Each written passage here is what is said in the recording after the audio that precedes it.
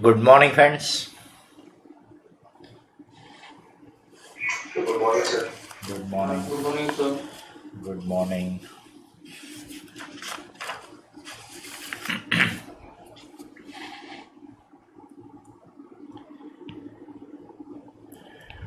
Accounting standard में AS 14 तक अपन ने देख लिया था.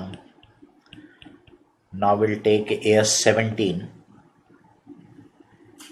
Segment reporting. इसका नाम है सेगमेंट रिपोर्टिंग. रिपोर्टिंग मतलब उसके बारे में इंफॉर्मेशन प्रोवाइड करना फाइनेंशियल स्टेटमेंट में, उसको बोलेंगे अपन रिपोर्टिंग. तो सेगमेंट यानी क्या? सेगमेंट यानी क्या?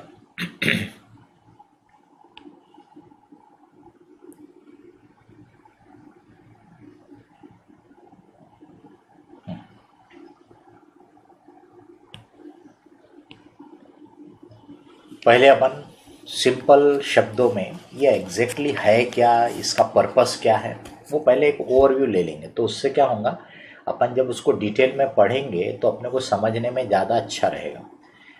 किसी भी चीज़ को, ये ऐसा मेरा मानना है, मैंने इतने साल जो पढ़ाया, मेरा पढ़ाने का जो अप्रोच रहता है, मेरा पढ़ाने का जो तरीका रहता है, हर एक जगह अकाउंट हो या अकाउंटिंग स्टैंडर्ड हो या कॉस्टिंग हो या फाइनेंस, कि कोई भी चीज़ जब हम सीखना चाहते हैं तो पहले एक उसका थोड़ा ओवरव्यू ले लें और फिर उसको डिटेल में पढ़ें. तो हमेशा मुझे लगता है कि ज़्यादा अच्छा रहेगा समझने के लिए. ठीक है, इसीलिए आप देखो किताब में भी जनरली शुरू में इंट्रोडक्शन दिया रहता है. वो इंट्रोडक्शन क्या है, उस चैप्टर के बारे में कुछ इंपॉर्टेंट एक आइडिया. आप इंट्रोडक्शन पढ़े बगैर वो चैप्टर को पढ़ना शुरू कर दो, जो कि ज़्यादातर लोग करते हैं. क्योंकि स्टूडेंट की मेंटालिटी कैसी रहती है, बोले इंट्रोडक्शन एग्जाम में थोड़ा पूछता है तो जाने दो, इसको छोड़ो, नीचे से पढ़ना शुरू करो. थेरी भी पढ़ने को नहीं देखते, बोले थेरी नहीं पूछते, बोले प्रॉब्लम, तो कहाँ प्रॉब्लम 1 है वहाँ से पढ़ना शुरू करते हैं, जो मेरी नज़र में बिल्कुल गलत है. प्रैक्टिकल सब्जेक्ट की पढ़ाई में थेरी ज़्यादा इम्पॉर्टेंट है. थेरी की पढ़ाई में तो थेरी रहती है, पर प्रैक्टिकल सब्जेक्ट में थेरी ज़्यादा इम्पॉर्टेंट होती है. क्योंकि थेरी जो होती है मतलब वो उसके बारे में आपको पूरा आइडिया देता है, बैकग्राउंड बनाता है, उसके रूल्स रेगुलेशन बताता है, बराबर. तो उसको पढ़े बगैर अगर आप प्रॉब्लम लेके बैठ गए तो इससे गलत तरीका पढ़ाई का होता ही नहीं है. तो आप खुद भी ध्यान रखो, जब आप कोई भी चीज़ का रिवीजन करते हो, ये करते हो, तो एक बार थोड़ा थेरी भी तो देख लो पहले. आप बोलोगे सर तो क्लास में ऑलरेडी पढ़ा दिया, समझा दिया, बिल्कुल सही बात है, लेकिन एक बार आप देख लो खुद, तो आपको कुछ चीज़ों की लिंक नहीं लगी होंगी तो लग जाएगी, अरे हाँ यार इस पे सर ने क्या समझाया था, बराबर. तो इसलिए थेरी हमेशा इंपॉर्टेंट होती है, ओवरव्यू हमेशा पहले, फिर डिटेल. तो ये सेगमेंट रिपोर्टिंग क्या है उसका एक छोटा सा ओवरव्यू देता हूँ, पर्पस बताता हूँ कि क्यों ये एस बना होगा, और फिर अपन उसकी डिटेलिंग देखेंगे कि जो फाइनेंशियल स्टेटमेंट होते हैं, इसका मेन ऑब्जेक्टिव क्या रहता है कि यूज़र को इसके बेसिस पे आपके परफॉर्मेंस के बारे में, आपकी फाइनेंशियल पोजीशन के बारे में, आपके कैश फ्लो के बारे में ओपिनियन फॉर्म करते आना चाहिए, उसको अपना व्यू बनाते आना चाहिए, सो दैट वो यूज़र डिसाइड कर पाएगा कि आपके कंपनी में वो इन्वेस्ट करे कि नहीं करे, आपके कंपनी में डिवेंचर में पैसा लगाए कि नहीं लगाए, या उसके पास अगर ऑलरेडी इन्वेस्टमेंट है आपके कंपनी का तो उसको होल्ड करे कि बेच दे. मतलब इस टाइप का ओपिनियन बनाते आना चाहिए. सिमिलरली कोई गवर्नमेंट डिपार्टमेंट वाला होगा तो वो अपने एंगल से, टैक्सेशन वाला होगा तो अपने एंगल से. तो basically this financial statement should be able to give that user sufficient information so that उसके ऊपर से वो आपके परफॉर्मेंस, कैश फ्लो और आपकी फाइनेंशियल पोजीशन के बारे में अपना ओपिनियन बना सके, अच्छा है बुरा है, जो भी ओपिनियन बना सके. अब आप इमेजिन करो कि कोई ऑर्गेनाइजेशन की आपको फाइनेंशियल पोजीशन दिख रही है. अब ये क्या है, ये हिस्टोरिकल है, ये तो पास्ट है. आपको काय में मतलब है, आज अगर मैं इस कंपनी में पैसा लगाता हूँ तो मुझे इस बात में इम्पोर्टेंस है, मतलब है कि आज के बाद ये कंपनी कैसा परफॉर्म करेगी. क्योंकि आज के पहले का जो था वो तो पुराने लोगों को मिल गया, नेचुरल है, मेरे को तो उसकी कीमत चुकाना पड़ा। आपको बता चुका हूँ, जब आप शेयर खरीदते हो तो इंट्रिंसिक वैल्यू पे खरीदते हो। इसका मतलब जो भी पुराना प्रॉफिट दिख भी रहा होगा तो you have paid for it, आपने उसकी कीमत चुकाई है ना। तो इसका मतलब वो मेरी कमाई नहीं है, कमाई तो आज के बाद होंगी। तो इसका मतलब what I am interested in is the future. अब वो फ्यूचर को मैं काय के ऊपर से प्रेडिक्ट करता हूँ, फोरकास्ट करता हूँ पास्ट के बेसिस पे। तो मैं पुराने वाले डाटा को देख रहा हूँ, बट मेरे को ओपिनियन क्या बनाना है कि आगे ये कैसे परफॉर्म करेगा, आगे इसकी प्रॉफिटेबिलिटी कैसी रहेगी, इसकी फाइनेंशियल पोजीशन कैसी रहेगी, कैश फ्लो कैसे जनरेट होंगे, ये मेरे को देखना है। उससे मैं डिसीजन लूँगा। अब मुझे पता चला कि भाई ये ऑर्गेनाइजेशन का कारोबार मान लो एक पर्टिकुलर से केमिकल इंडस्ट्री में भी है, कि केमिकल का भी कारोबार है इनका, पर वो केमिकल इंडस्ट्री में मुझे जो मार्केट से जानकारी है, जो मैंने न्यूज़ पढ़ी है कि वो केमिकल इंडस्ट्री का अब कोई फ्यूचर नहीं है, फॉर वॉट एवर रीज़न। मान लो कि उसमें पोल्यूशन क्रिएट होता है इसलिए गवर्नमेंट ने बैन लगा दिया, या मान लो कि भी उसके कंपटीशन में कोई दूसरे बेटर ऑल्टरनेटिव आ गए हैं।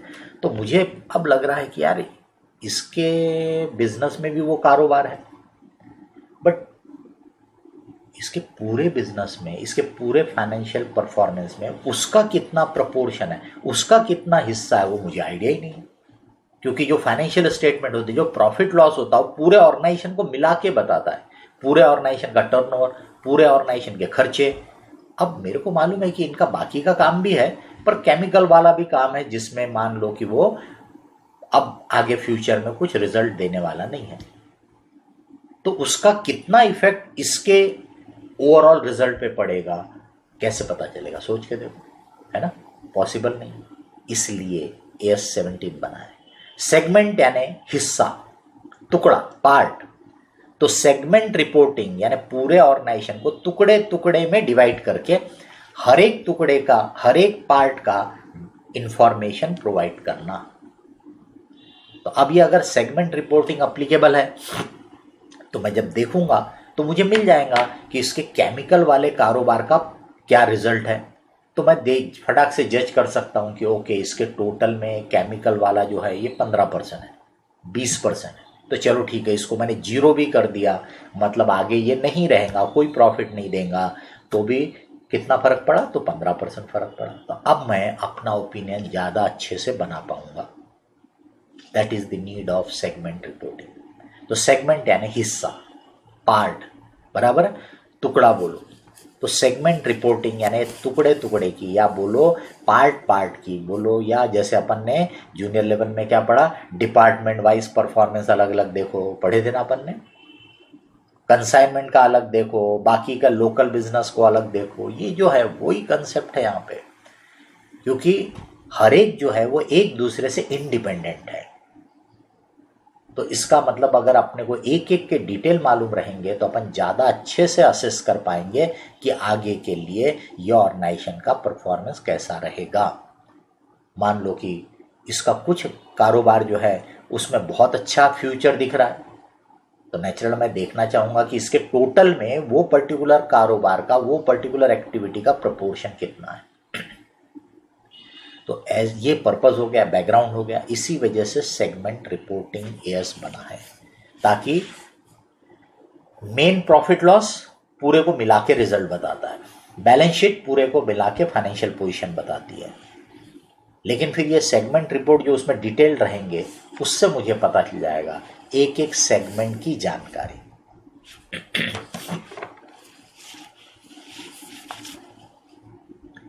अब इसमें क्या है कि सेगमेंट यानी क्या।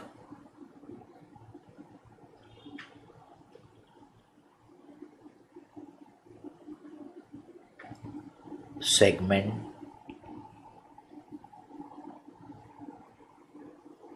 is a division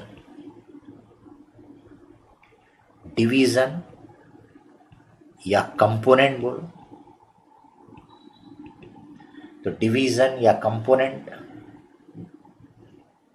कंपोनेंट का कोई ऐसा डेफिनेशन AS17 में नहीं दिया है, बट अपने लेमैन समझने के लिए एक हिस्सा, एक टुकड़ा।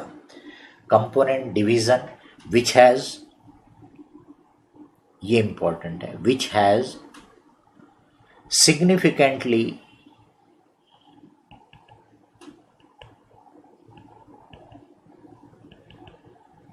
different risk and reward। अब सिग्निफिकेंटली डिफरेंट मतलब किससे डिफरेंट? अदर कंपोनेंट से।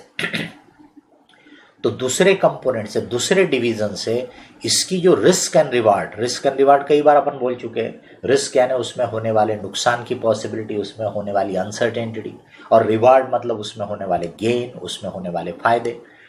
तो हर कंपोनेंट दूसरे कंपोनेंट से अलग कब माना जाएगा? जब उनके रिस्क एंड रिवार्ड जो है वो सिग्निफिकेंटली डिफर करते हैं, उनका नेचर सिग्निफिकेंटली डिफर करता है। इसका मतलब क्या हो गया? एक डिवीजन या एक कंपोनेंट में एक प्रोडक्ट रहेगा ऐसा नहीं है। एक डिवीजन या कंपोनेंट में हो सकता है आपके 4 प्रोडक्ट है, क्योंकि उनकी जो रिस्क एंड रिवार्ड है उनका नेचर ऐसा है कि वो चारों प्रोडक्ट में अगर अच्छा यानी मार्केट रहा तो चारों बेटर रहेंगे, अगर गड़बड़ मार्केट रहा, रिसेशन रहा तो चारों में डाउन होगा, क्योंकि उनका नेचर वैसा है। तो उनको हम चारों को मिला के एक सेगमेंट बोलेंगे। तो इसका मतलब एक सेगमेंट में, एक डिवीजन में, एक कंपोनेंट में एक से ज्यादा प्रोडक्ट रह सकते हैं, एक से ज्यादा एरिया कवर्ड हो सकती है उसमें। डिवीजन या कंपोनेंट में अपन बाद में देखेंगे। You can have a state, एक स्टेट आपका एक सेगमेंट हो सकता है, या एक कंट्री भी आपका एक सेगमेंट हो सकता है, पूरे देश को एक सेगमेंट हो, या एक कॉन्टिनेंट की European continent can be one segment. तो इसका मतलब ऐसा कोई लिमिटेशन नहीं है कि सेगमेंट यानी एग्जैक्टली किसको बोलेंगे। तो इसलिए डेफिनेशन पे ध्यान देना है कि which has significantly different risk and reward.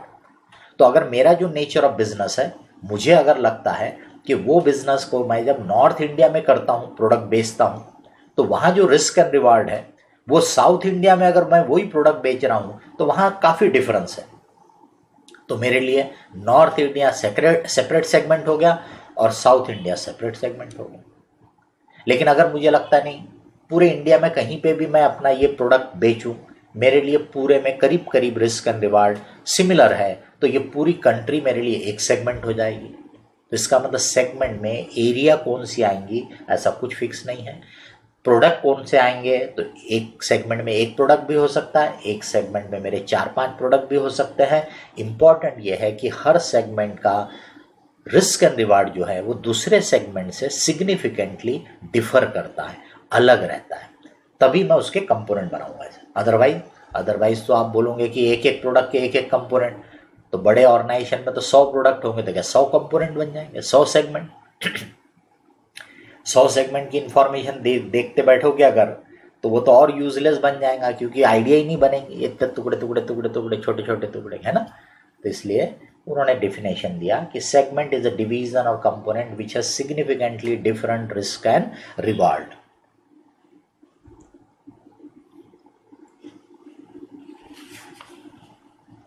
And is a distinguishable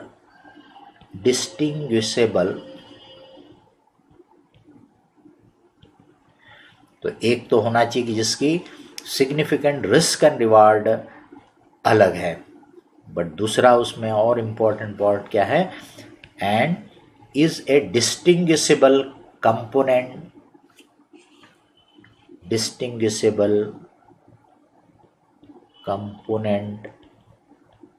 of an enterprise for काय के लिए डिस्टिंग्विशेबल है? डिस्टिंग्विशेबल भाई, डिस्टिंग्विशेबल किस सेंस में आप उसको डिस्टिंक्शन करना चाहते हो, है ना। Distinguishable for what? तो distinguishable component of an enterprise for operational and financial reporting purposes, for operational and financial reporting purposes।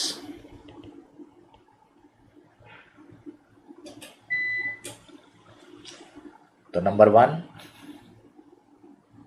जो सेगमेंट है उसके लिए एक तो significant different risk and reward होना चाहिए, दूसरा ये डिस्टिंग्विशेबल होना चाहिए, बराबर है, दूसरों से डिस्टिंग्विशेबल होना चाहिए, अलग होना चाहिए। अब डिस्टिंग्विशेबल कैसे बोलेंगे? डिस्टिंग्विशेबल कब बोलेंगे? तो इफ ये डिस्टिंग्विशेबल कहलाएगा इफ, ठीक है। ए operating assets and liabilities can be directly attributed to it. Operating assets and liabilities can be directly attributed to it. Directly attributed का मतलब क्या होता है वो भी अपन बाद में देखेंगे। B and revenue can B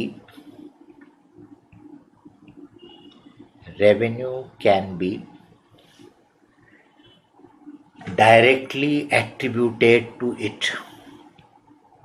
Revenue can be directly attributed to it. and इसलिए जानबूझ करके लिख दिया ताकि आपको ध्यान में आ जाएगा कि ये सभी कंडीशन पूरी होना चाहिए। इफ पहला भी, दूसरा भी, तीसरा। एटलीस्ट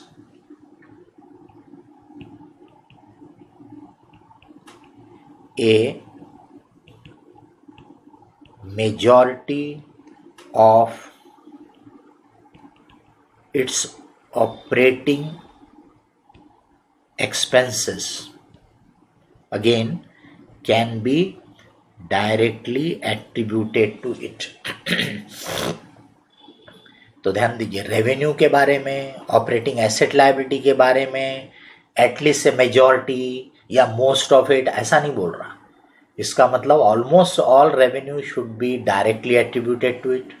ऑलमोस्ट ऑल एसेट जो ऑपरेटिंग है, यानी उस सेगमेंट को चलाने के लिए जो काम में आते हैं, वो ऑपरेटिंग एसेट या लायबिलिटी जो है वो भी डायरेक्टली एट्रीब्यूटेड टू होना चाहिए। बट जहाँ तक खर्चों की बात है वो बोलता है at least majority of its operating expenses.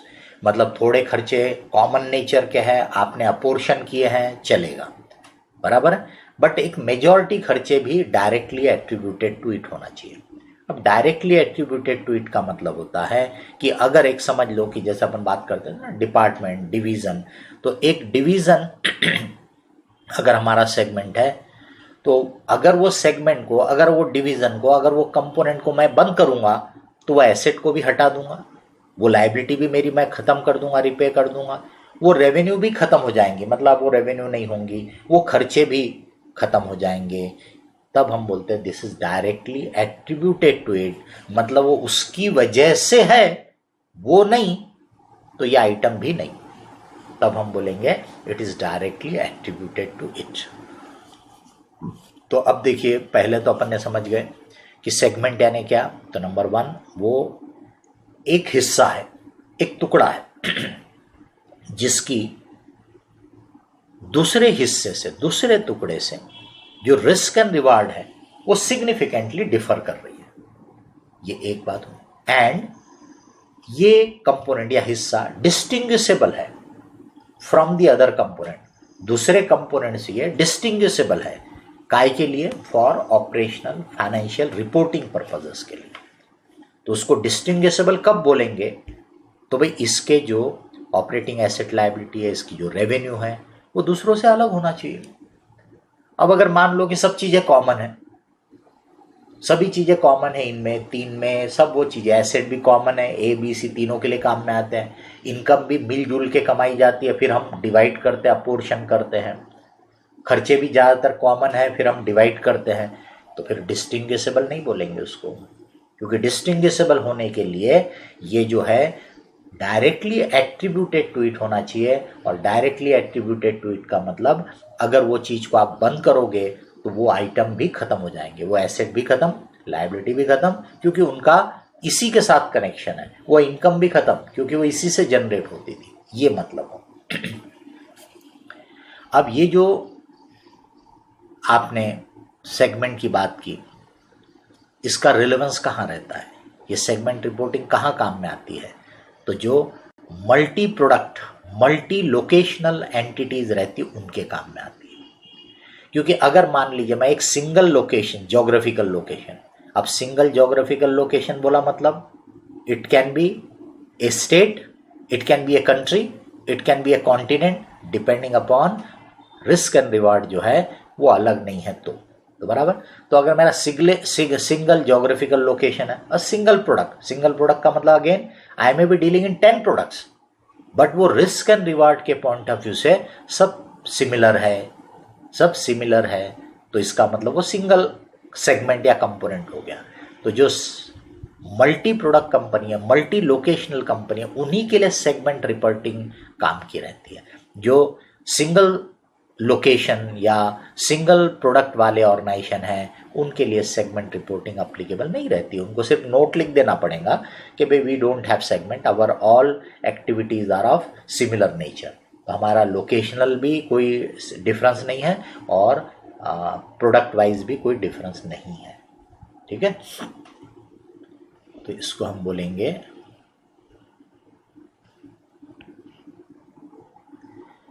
ये जो है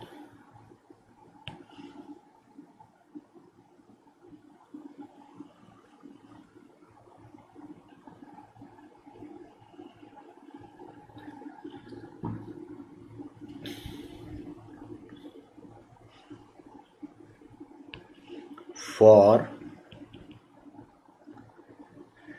multi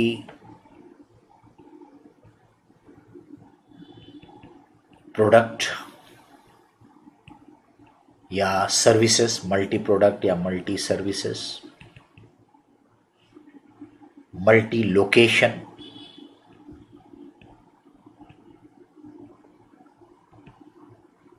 कंपनीज, उनके लिए ये single product single location company के लिए ये नहीं है। ठीक है, ये जो S17 है it is applicable to general purpose financial statement. ये आपको इंटर में ग्रुप 1 में आपको पढ़ाया था जब अकाउंटिंग स्टैंडर्ड, कि आप ये जो एनुअल फाइनेंशियल स्टेटमेंट बनाते हो they are known as general purpose financial statement. तो ये बेसिकली उनके लिए अप्लीकेबल है, applicable to general purpose financial statement. Internal जो है वो तो मैनेजमेंट को जैसा चाहिए वैसा करे, वो इंटरनल रिपोर्टिंग मैनेजमेंट अपने ऑब्जेक्टिव के हिसाब से डिसाइड कर दो। ये जो है ये एक्सटर्नल रिपोर्टिंग के लिए है, एनुअल फाइनेंशियल स्टेटमेंट के लिए है, applicable to consolidated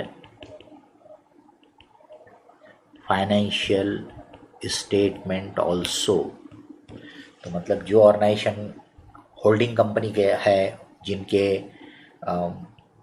consolidated financial statement बनते हैं तो उनको कंसोलिडेटेड फाइनेंशियल स्टेटमेंट के पॉइंट ऑफ व्यू से भी ये सेगमेंट रिपोर्टिंग करने का है।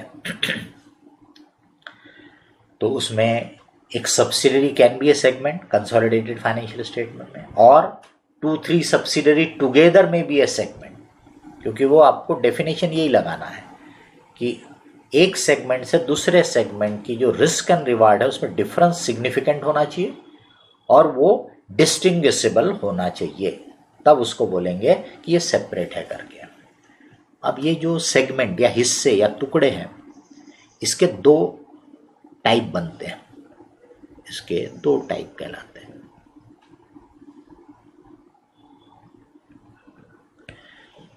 एक को बोलते हैं business segment,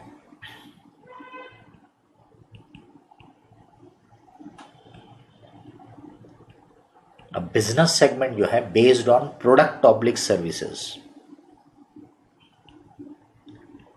based on product oblique services, उसको बोलते हैं बिजनेस सेगमेंट। ठीक है, दूसरा कहलाता है ज्योग्राफिकल सेगमेंट।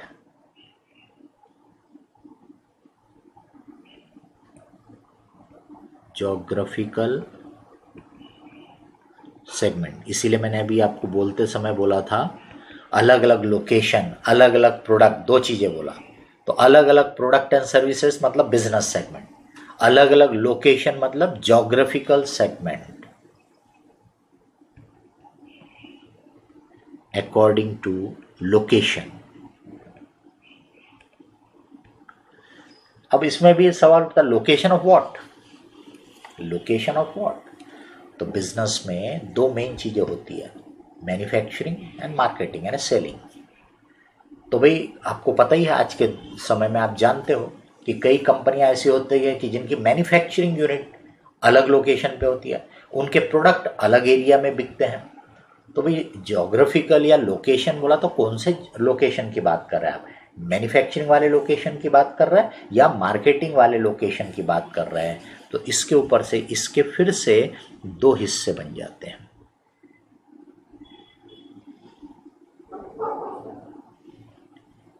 इसके फिर से दो हिस्से बन जाते हैं।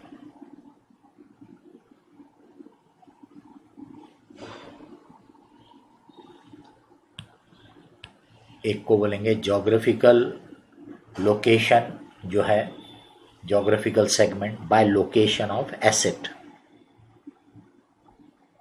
Geographical segment by location of asset. इसी को प्रोड्यूसिंग सेंटर बोल सकते हैं। मैंने मैन्युफैक्चरिंग यूनिट आपकी कहाँ पे है, प्रोड्यूसिंग सेंटर्स। आप खुद इमेजिन करो कि अमेरिका वाले या यूरोप की और बड़ी बड़ी कंपनियां, why do they put up there manufacturing unit in China, why do they put up there manufacturing unit in India, बराबर। तो इनके खुद के देश में क्या जगह की कमी है क्या? अमेरिका तो बहुत बड़ा है ज्योग्राफिकली, उसके पास तो जगह की कोई कमी नहीं है। फिर वो क्यों अपनी मैन्युफैक्चरिंग यूनिट चाइना में या इंडिया में डालते हैं? बिकॉज उनके लिए जो रिस्क एंड रिवार्ड है in manufacturing the goods in America and manufacturing the same goods in China और इंडिया इज सिग्निफिकेंटली डिफरेंट है। उनको यहाँ सस्ता पड़ता है, यहाँ लेबर की कॉस्ट, बाकी के इनपुट की कॉस्ट वो उनको सस्ती पड़ती है। तो इसलिए उसमें सिग्निफिकेंट डिफरेंस है। तो इसका मतलब उनके लिए geographical segment by location of asset कि कहाँ कहाँ वो अपने मैन्युफैक्चरिंग कर रहे हैं। मे बी 2 सेगमेंट हो सकते हैं, मे बी 3 हो सकते हैं, मे बी 10 हो सकते हैं। अब वो अपने प्रोडक्ट बेच कहाँ रहे, तो उसको बोलते हैं geographical segment by location of customer, geographical segment by location of customer. तो इसको मार्केटिंग सेंटर भी बोल सकते हैं, marketing centre.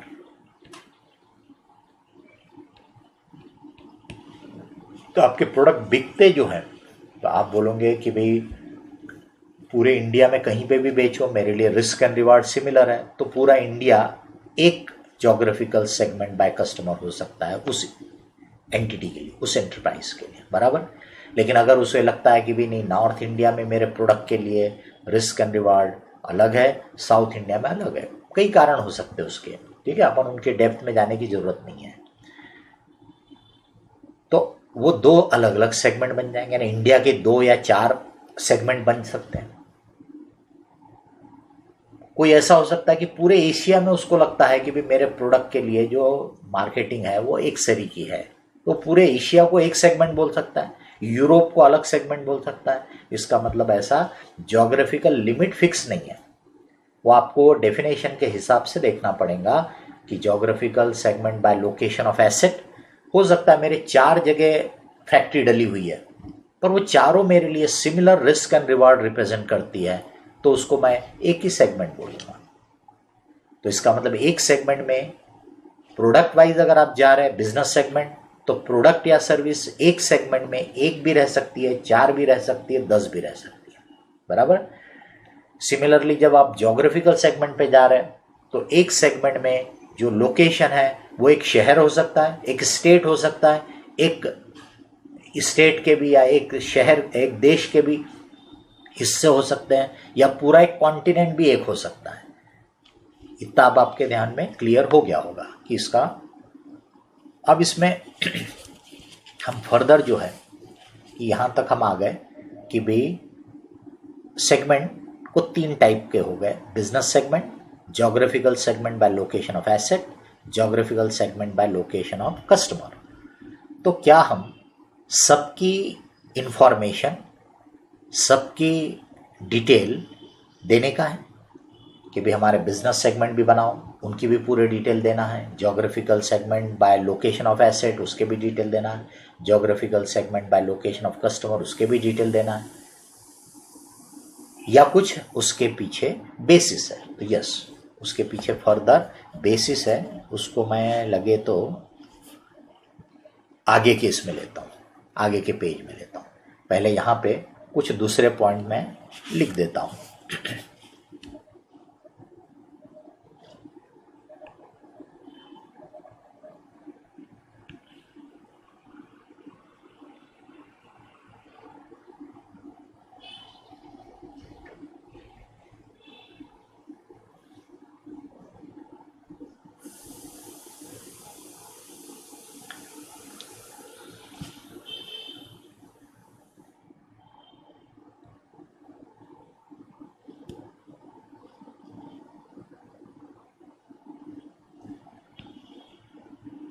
Reporting of these segments continued in next page। तो इसके बाद की बातें मैं नेक्स्ट पेज में फिर लूँगा। यहाँ पे कुछ और चीज़ें अपन कवर कर लेते हैं जो इसको समझने में अपने को थोड़ा और आइडिया दे देगा। Product oblique services are related, क्योंकि अपन ने बोला ना एक सीरी के जो होंगे एक दूसरे से रिलेटेड होंगे, तो अपन उसको एक सेगमेंट में एक इसमें इंक्लूड करेंगे। तो भाई प्रोडक्ट एंड सर्विसेज को रिलेटेड कब बोलेंगे, तो एएस उसके ऊपर भी गाइडेंस देता है, बोलता है if similar with respect to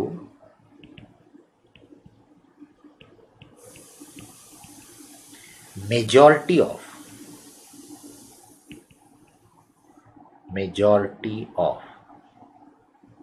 तो similar with respect to all नहीं बोल रहा, similar with respect to majority of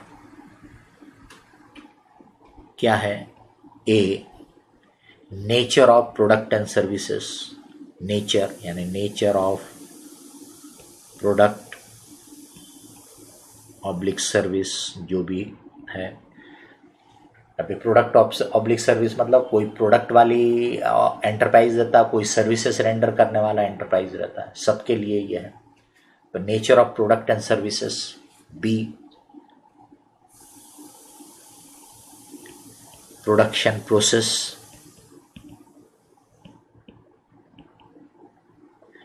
production process बोला तो उसमें सभी चीज़ें फिर आ जाएंगी कि उसमें आपका मशीनरीज का कौन सा यूज़ हो रहा है, रॉ मटेरियल कौन सा यूज़ हो रहा है, तो with respect to production process. Customer कि भाई इनको आप बेचते किसको, उसके एंगल से। कोई प्रोडक्ट हो सकते हैं कि ए बी सी प्रोडक्ट है, इनके कस्टमर सेम है, और कोई प्रोडक्ट ऐसे हो सकते हैं कि ए के कस्टमर बिल्कुल अलग होते हैं, बी के अलग होते हैं, सी के अलग होते हैं। जो ए खरीदते हो बी नहीं खरीदते, जो बी खरीदते हो सी नहीं खरीदते। तो मतलब ये आपको बता रहा है कि हम उनको रिलेटेड कब बोलेंगे, तो they should be similar with respect to nature of product oblique services, production process, customers, method of distribution, method of distribution. अब ये भाई आप ऑनलाइन मार्केटिंग के थ्रू बेचते हो, या डोर टू डोर सेल्समैन भेज करके बेचना पड़ता है ना, या दुकान खोल के फिजिकल शॉप खोल के वहाँ से बेचना पड़ता है, तो ये मेथड ऑफ डिस्ट्रीब्यूशन बोले जा सकते हैं। रेगुलेटरी फ्रेमवर्क,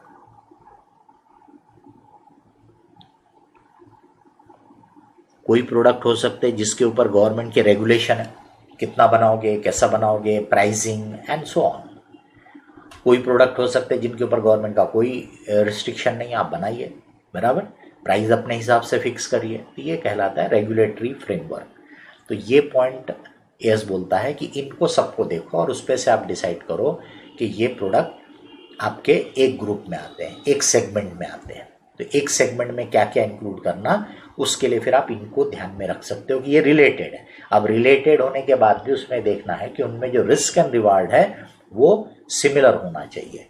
तो रिस्क एंड रिवार्ड सिमिलर है, रिलेटेड प्रोडक्ट है, तो फिर वो एक सेगमेंट बन सकता है।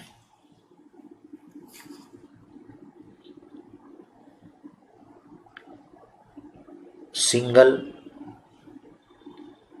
बिजनेस सेगमेंट, ये बीएस यानी business segment, and single geographical segment company,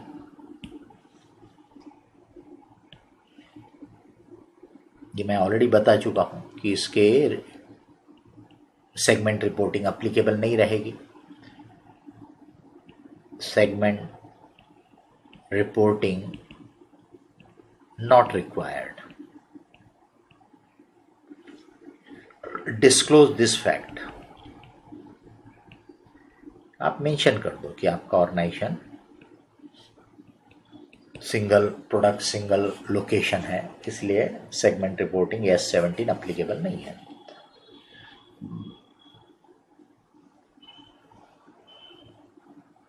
segment revenue does not include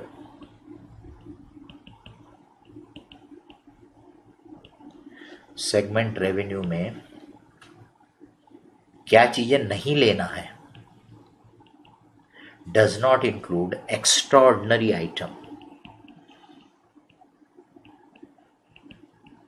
extraordinary item अपन ने AS5 में देखा है। Interest, dividend income, gain on sale of investment, gain on sale of investment, इनको segment revenue में नहीं लेना है, लेकिन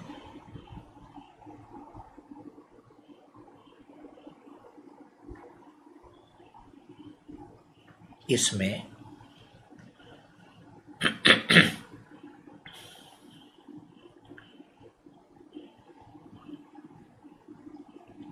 include if it is, यानी कि if segment, if it is बोला मतलब if segment,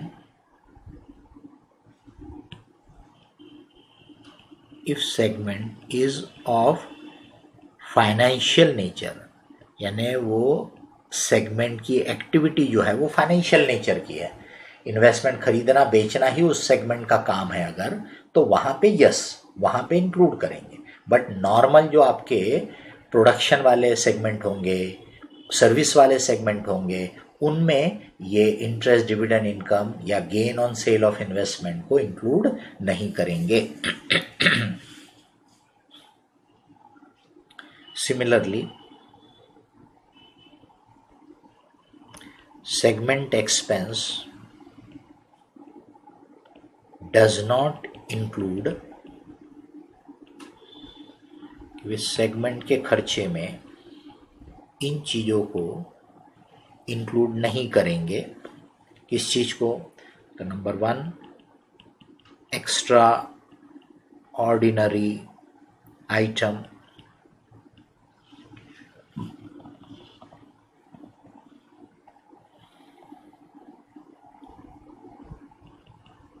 interest, loss on sale of investment. तो इंटरेस्ट है, loss on sale of investment है, बराबर। इनको जैसा नीचे लिखाया था, ये ऊपर वाले में जो लिखा था, तो ये इंटरेस्ट या loss on sale of investment include if financial nature segment. तो अगर ये फाइनेंशियल नेचर का सेगमेंट होगा तो इंक्लूड करो। और एक कंडीशन है वो भी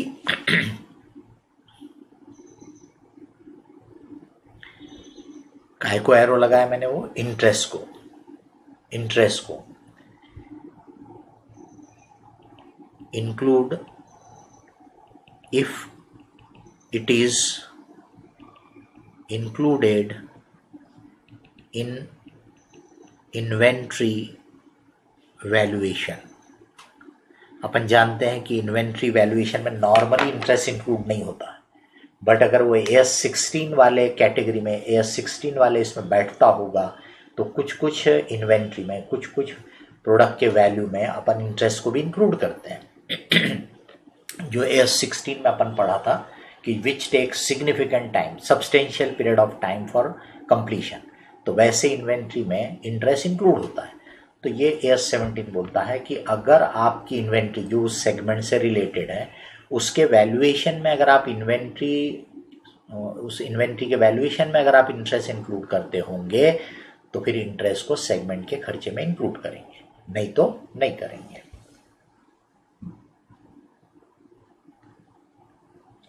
और क्या क्या नहीं लेना, अपन यहाँ नहीं लेने वाली बात कर रहे थे। इनकम टैक्स नहीं लेने का एज खर्चा, तो इनकम टैक्स को भी सेगमेंट के खर्चे में नहीं लेंगे। General administration and HO expense, उनको भी सेगमेंट के खर्चे में नहीं लेंगे।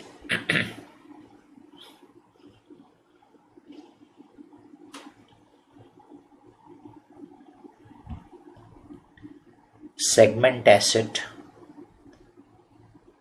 do not include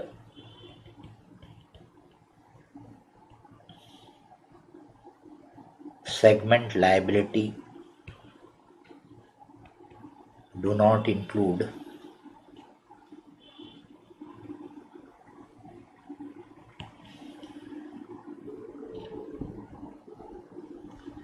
क्या नहीं करते इंक्लूड, तो income tax asset,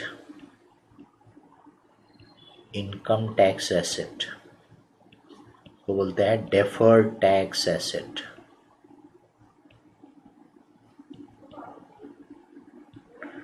deferred tax asset commonly आपको दिखेगा, या कहीं पे एडवांस इनकम टैक्स भरा होगा वो हो सकता है। तो income tax asset including deferred tax asset, ये अपन बाद में AS22 पढ़ेंगे इनकम टैक्स की अकाउंटिंग पे, उसमें अपन deferred tax asset, deferred tax liability की बात करेंगे, ठीक है। फिर दूसरा बोलता है यहाँ पे लायबिलिटी में क्या इंक्लूड नहीं करना, तो इनकम टैक्स लायबिलिटी,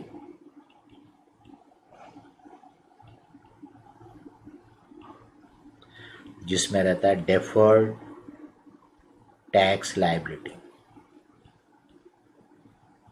और साथ में बोरोइंग को भी इंक्लूड नहीं करना सेगमेंट की लायबिलिटी में, बोरोइंग को भी इंक्लूड नहीं करना। ये जो आइटम है जनरल पॉइंट, ये काम के हैं, आपको कहीं पे भी किसी भी इसमें इसका यूज़ हो सकता है। तो ये अभी अपने को वापस बात करना है कि ये जो 3 टाइप के अपन ने सेगमेंट बोले, इनके रिपोर्टिंग के क्या रिक्वायरमेंट है, बराबर, उसको अपन आगे बढ़ाते हैं।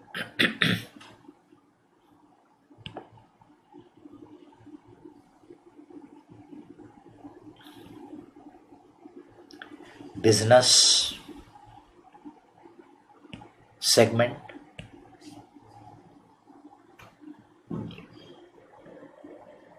geographical segment by location of asset, geographical segment by location of customer, बराबर। ये जो 3 टाइप के सेगमेंट की अपन ने बात किए थे,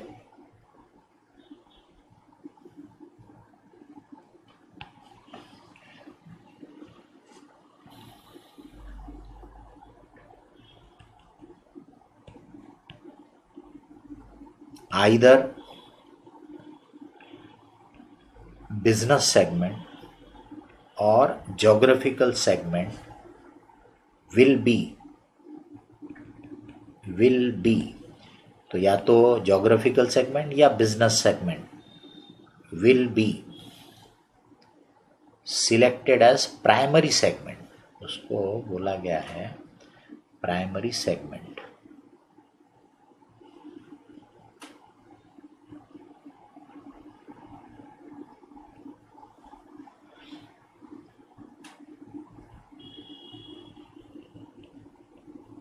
And the other will be then secondary segment, will be primary segment.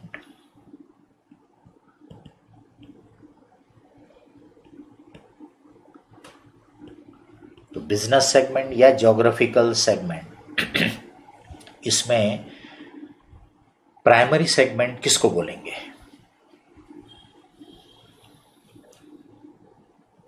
तो ऑर्गेनाइजेशन की जो रिस्क एंड रिवार्ड है, ऑर्गेनाइजेशन की जो रिस्क एंड रिवार्ड है वो प्रोडक्ट एंड सर्विसेज के ऊपर ज़्यादा डिपेंडेंट है या लोकेशन ऑफ द बिजनेस के ऊपर ज़्यादा डिपेंडेंट है, उसके ऊपर डिपेंड करेगा कि प्राइमरी सेगमेंट किसको बोलेंगे. बराबर.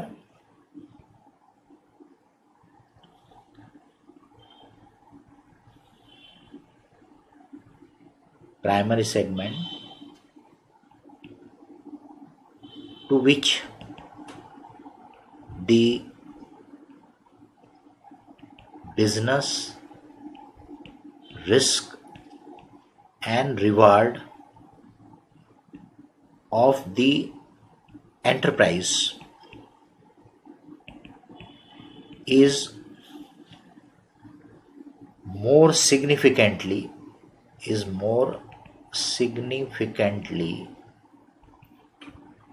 associated, बोलो.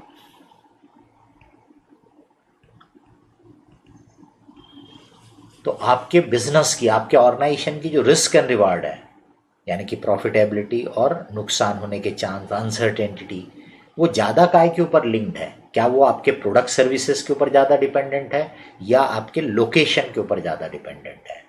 तो जिसके ऊपर ज़्यादा डिपेंडेंट है, सिग्निफिकेंटली ज़्यादा है, उसको बोलेंगे प्राइमरी सेगमेंट, और इधर बोलेंगे सेकेंडरी सेगमेंट. तो सेकेंडरी सेगमेंट में क्या आ गया? Other than primary segment. तो जो प्राइमरी सेगमेंट नहीं है वो सेकेंडरी सेगमेंट बन जाएगा. बराबर.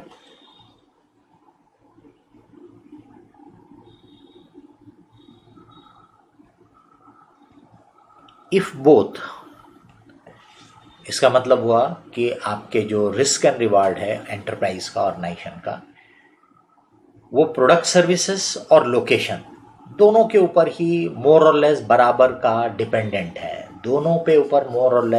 का डिपेंडेंट है, ऐसी सिचुएशन होंगी तो बोलता है कि इफ बोथ देन, तब क्या करना? देन एक ऑल्टरनेटिव बोलता है business segment as primary segment. तो बिजनेस सेगमेंट यानी प्रोडक्ट एंड सर्विसेज वाला, उसको प्राइमरी बना लो और ज्योग्राफिकल सेगमेंट को सेकेंडरी बना लो.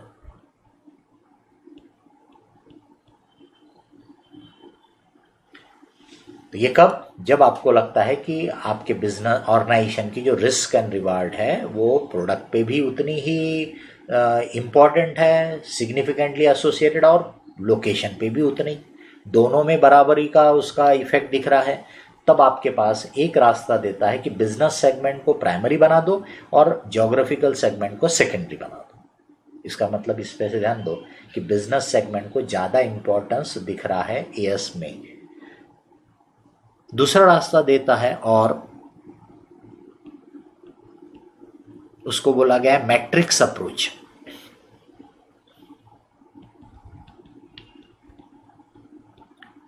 इसका मतलब होगा दोनों को आप प्राइमरी सेगमेंट की तरह फुल इंफॉर्मेशन दोगे। तो मैट्रिक्स अप्रोच मतलब आप बिजनेस सेगमेंट की भी पूरी डिटेल जानकारी दोगे, सेकेंडरी जो लोकेशन वाले सेगमेंट है उनकी भी पूरी जानकारी दोगे, ज्योग्राफिकल सेगमेंट की भी पूरी जानकारी दोगे। तो ये है आपका, अगर दोनों के साथ वो इक्वली एसोसिएटेड होगी तो risk and reward equally associated है दोनों के साथ, तब ये वाली सिचुएशन आएगी। हमेशा ऐसा रहेगा ऐसा नहीं है। अदरवाइज आप चूज करो कि भी आपके एंटिटी की रिस्क एंड रिवार्ड ज़्यादा किससे ऊपर डिपेंडेंट है, प्रोडक्ट सर्विसेज पे, तो बिजनेस सेगमेंट प्राइमरी सेगमेंट हो गया और लोकेशन वाला ज्योग्राफिकल सेगमेंट वो सेकेंडरी हो गया। अब देखिए कि जो प्राइमरी सेगमेंट रहेगा उसके बारे में ज़्यादा जानकारी देने की है, प्राइमरी सेगमेंट के बारे में। जो सेकेंडरी सेगमेंट है उसके बारे में जानकारी कम देने की है।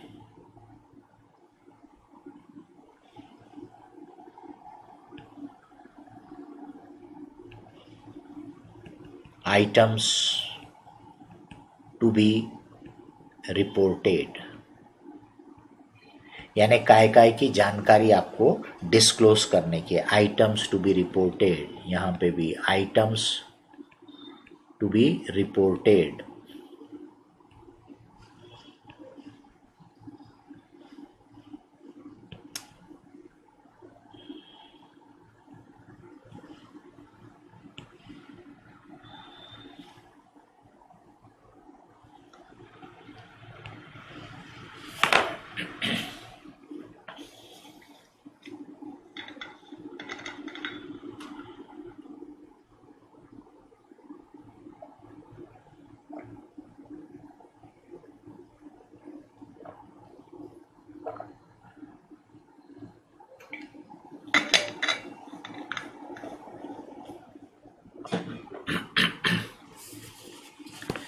Items to be reported,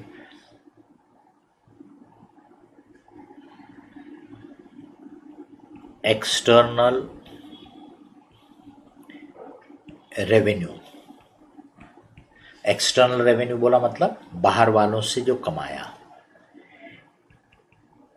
internal revenue यानी जो आपस में एक सेगमेंट ने दूसरे सेगमेंट को गुड्स सर्विसेज दे करके जो कमाया वो इंटरनल रेवेन्यू। एक डिपार्टमेंट ने दूसरे डिपार्टमेंट को बेचा, वो इंटरनल हो गया।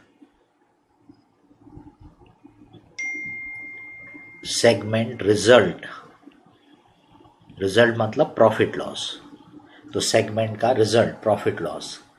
सेगमेंट के assets,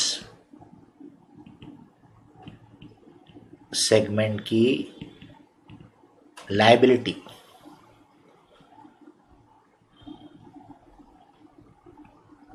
addition to fix asset, तो इस सेगमेंट में फिक्स एसेट में एडिशन हुआ होगा तो नॉन कैश एक्सपेंडिचर यानी जैसे डिप्रिशिएशन है वो भी डिस्क्लोज करो, non cash expenditure of that segment. And reconciliation with the final account figures, reconciliation with the final account figure बोलो, financial statement figure बोलो, final account figures of revenue, result and assets and liability, ये चार चीज़ों के figure को reconcile भी करो। मतलब जैसे आपने यहाँ पे भी अपन आगे देखेंगे रिपोर्टेबल सेगमेंट वगैरह, तो आपने यहाँ पे मान लो 5 सेगमेंट में इंफॉर्मेशन रिपोर्ट कर रहे हैं। अब वो 5 सेगमेंट की सेल की फिगर को किसी ने टोटल लगाया और प्रॉफिट लॉस में जो सेल का फिगर है वो मैच नहीं हो रहा। तो बताइए ऐसे से वो आपकी सेगमेंट इंफॉर्मेशन के ऊपर ट्रस्ट कर पाएगा क्या, रिलाय कर पाएगा क्या? वो बोलेगा यार ये फिगर अलग दिख रहा, टोटल अलग आ रहा, प्रॉफिट लॉस में अलग दिख रहा है ना। इसलिए उनको रिकंसाइल करना है, क्योंकि अभी आप आगे देखोगे कि पूरे के पूरे सेगमेंट रिपोर्टेबल सेगमेंट में नहीं आएंगे। तो आपने यहाँ पे जो रिपोर्ट किया है उसके अलावा कुछ सेगमेंट बच जाते हैं आपके, तो आप उन सेगमेंट को अलग से रिकंसिलेशन के तौर पे लेना पड़ता है, ताकि 5 सेगमेंट के में जो इन्फॉर्मेशन आई प्लस जो बच गए उनको एक रिकंसिलेशन के तौर पे लिया, ताकि टोटल फिगर मेरे प्रॉफिट लॉस से रिजल्ट टैली होना चाहिए, रेवेन्यू टैली होना चाहिए, ठीक है, और बैलेंस शीट से मेरा एसेट टैली होना चाहिए, लायबिलिटी टैली होना चाहिए। तब तो लोगों को लगेगा ठीक है भाई ये सेगमेंट इंफॉर्मेशन रिलायबल है। इधर जो सेकेंडरी नेचर के सेगमेंट कहलाएंगे, इनके बारे में इनमें क्या डिस्क्लोजर करना है, तो इनमें बोलता है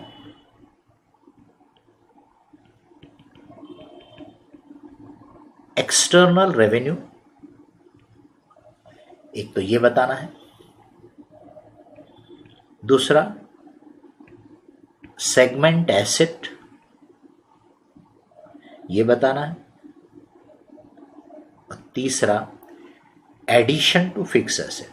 बस इतनी जानकारी देना है, एडिशन टू फिक्स एसेट, इतनी जानकारी देना है। तो इसका मतलब इस पे से आप समझ सकते हो कि प्राइमरी सेगमेंट के बारे में डिटेल्ड जानकारी है, सेकेंडरी सेगमेंट के बारे में थोड़ी सी जानकारी है। ये मेन फर्क हो जाता है सेगमेंट में, प्राइमरी और सेकेंडरी में। यानी कि प्राइमरी सेगमेंट क्योंकि आपके बिजनेस के रिस्क एंड रिवार्ड जो है वो ज़्यादा एसोसिएटेड है, इसलिए आप उसको ज़्यादा डिटेल में पूरी जानकारी जो है यूज़र को प्रोवाइड कर रहे, बराबर, उसके बारे में जानकारी आप पूरी यूज़र को प्रोवाइड कर रहे। जबकि ये जो सेकेंडरी सेगमेंट है ये उतने इम्पोर्टेंट नहीं है, तो इसलिए इनके बारे में आप थोड़ी जानकारी यूज़र को दे रहे हो।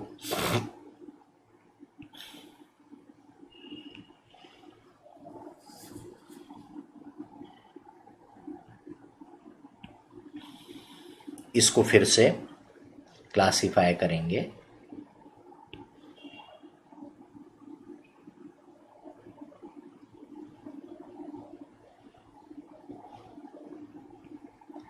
प्राइमरी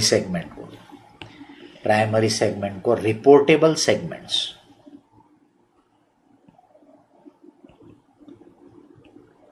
रिपोर्टेबल सेगमेंट बोला मतलब जिसके बारे में आप डिटेल जानकारी देने वाले हो। अदर सेगमेंट यानी जो बच गए, जो प्राइमरी सेगमेंट वाले में बच गए सेगमेंट, इसका मतलब प्राइमरी सेगमेंट में मान लो मेरे 10 सेगमेंट है तो 10 के 10 की डिटेल जानकारी देना है, ऐसा नहीं है। हो सकता है जो मेरे को क्राइटेरिया AS17 बताता है उसमें मान लो कि 10 में से 7 सेगमेंट रिपोर्टेबल आएंगे तो मेरे को 7 के बारे में डिटेल जानकारी देना है, या 6 रिपोर्टेबल आएंगे तो 6 के बारे में, 5 रिपोर्टेबल आएंगे तो 5 के बारे में, उतने की डिटेल जानकारी देना है। बाकी के बारे में, बाकी का क्या करेंगे वो भी देखेंगे अभी अपन।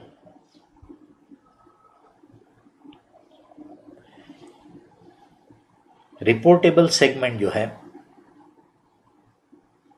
सिलेक्टेड एज पर क्राइटेरिया,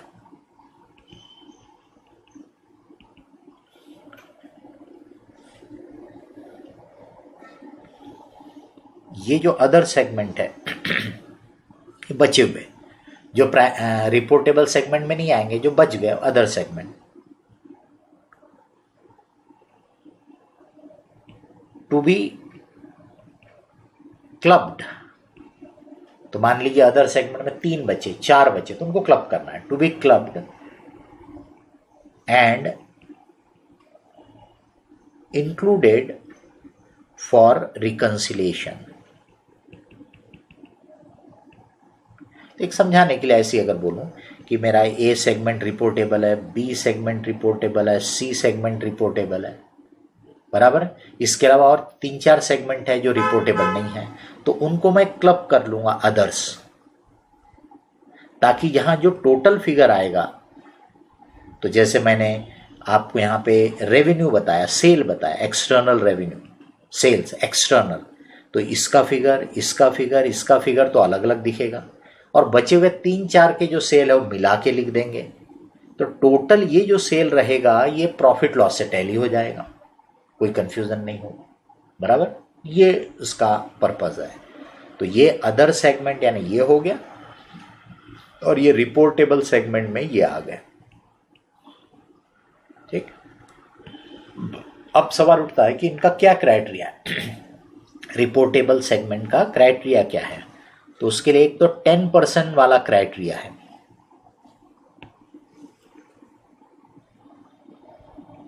10% और मोर ऑफ, तो ध्यान दीजिए 10% और मोर ऑफ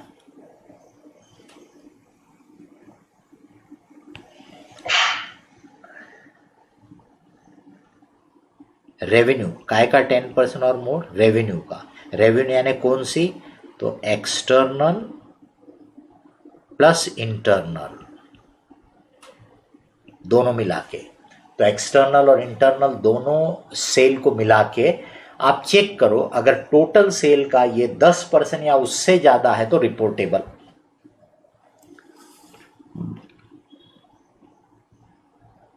और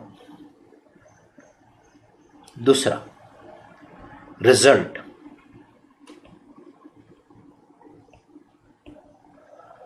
रिजल्ट में कैसा कंपेयर करेंगे वो थोड़ा सा ध्यान देने की बात है, अगर आप उसको ध्यान नहीं दोगे तो आप गलत कर सकते हो, ठीक है।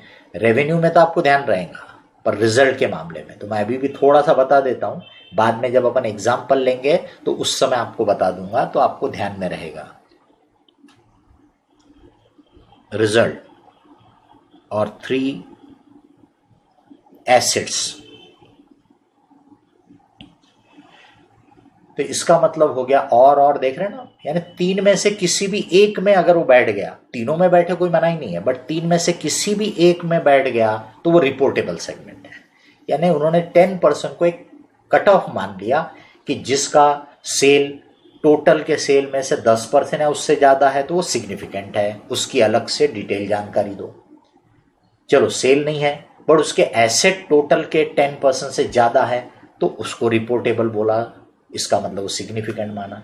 चलो वो भी नहीं है तो प्रॉफिट लॉस, अब प्रॉफिट लॉस में कैसे कंपेयर करना है, क्योंकि अलग अलग सेगमेंट है, कोई प्रॉफिट बता रहा होगा, कोई लॉस बता रहा होगा, सब सेगमेंट प्रॉफिट में होंगे ऐसा तो कभी कभी होगा, सब सेगमेंट लॉस में है ऐसा भी कभी कभी होगा, अदरवाइज क्या रहेगा, कुछ सेगमेंट प्रॉफिट में कुछ सेगमेंट लॉस में। तो मैं किसका 10% चेक करूं, प्रॉफिट लॉस मिला के जो नेट आया उसका, नो, पूरे प्रॉफिट वाले का टोटल लगाओ, पूरे लॉस वाले का टोटल लगाओ, और इसमें से जो बड़ा फिगर है उसका 10%, पूरे प्रॉफिट वाले का टोटल, पूरे लॉस वाले का टोटल, अब इसमें से जो बड़ा फिगर है उसका 10%, 10% ऑफ द रिजल्ट वाला। अब ये तो मेरे को लेना ही है, 10% और मोर में जो बैठ रहे हैं ये तो मेरे को रिपोर्टेबल में लेना ही है, एंड जो लास्ट ईयर इन 10% क्राइटेरिया, इसका मतलब इस साल तो वो 10% में नहीं बैठ रहा, बट पिछले साल वो 10% में किसी भी एक में बैठ रहा था, तो भी उसको रिपोर्टेबल सेगमेंट बोलेंगे, तो भी उसको रिपोर्ट करना है, मतलब डिटेल जानकारी देना है। अगर ऐसा नहीं भी है, मैनेजमेंट को अपने मन से अगर लगता है कि कोई सेगमेंट इंपॉर्टेंट है, उसकी जानकारी वो अलग से देना पसंद कर रहे हैं तो भी दे सकते हैं, इसका मतलब वो मैनेजमेंट की चॉइस है, वो क्राइटेरिया में तो नहीं बैठ रहा, बट मैनेजमेंट को लगता है कि इसकी जानकारी देना चाहिए तो भी वो दे सकते हैं, selected by management.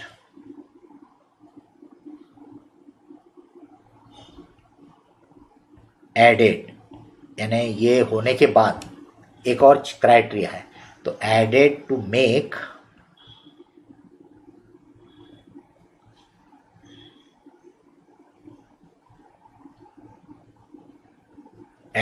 to make 75% of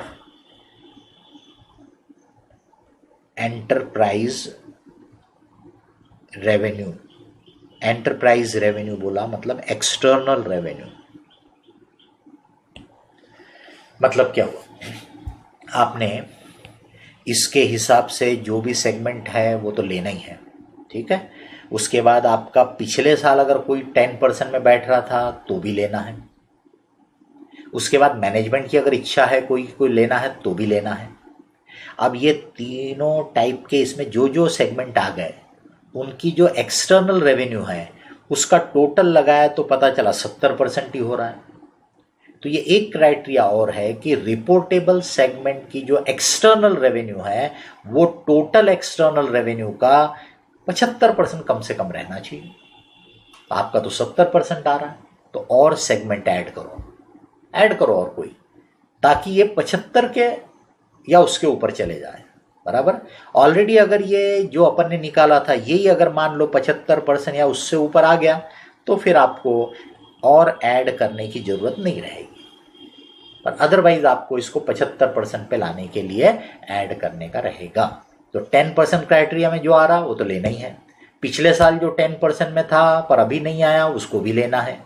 management ने अपनी मर्जी से बोला उसको भी लेना है। इसके अलावा जब इतने को आप देखोगे तो वो एक्सटर्नल रेवेन्यू का कम से कम 75% उसमें आना चाहिए। नहीं आया तो और ऐड करो ताकि वो 75% कम से कम बन जाए। बचे हुए सेगमेंट अदर सेगमेंट में उनको क्लब करके एक फिगर उनका दिखते जाएगा। अब आ जाते हैं कि भाई सेकेंडरी सेगमेंट में क्या करेंगे। सेकेंडरी सेगमेंट में तो सेकेंडरी सेगमेंट में रिपोर्टेबल सेगमेंट,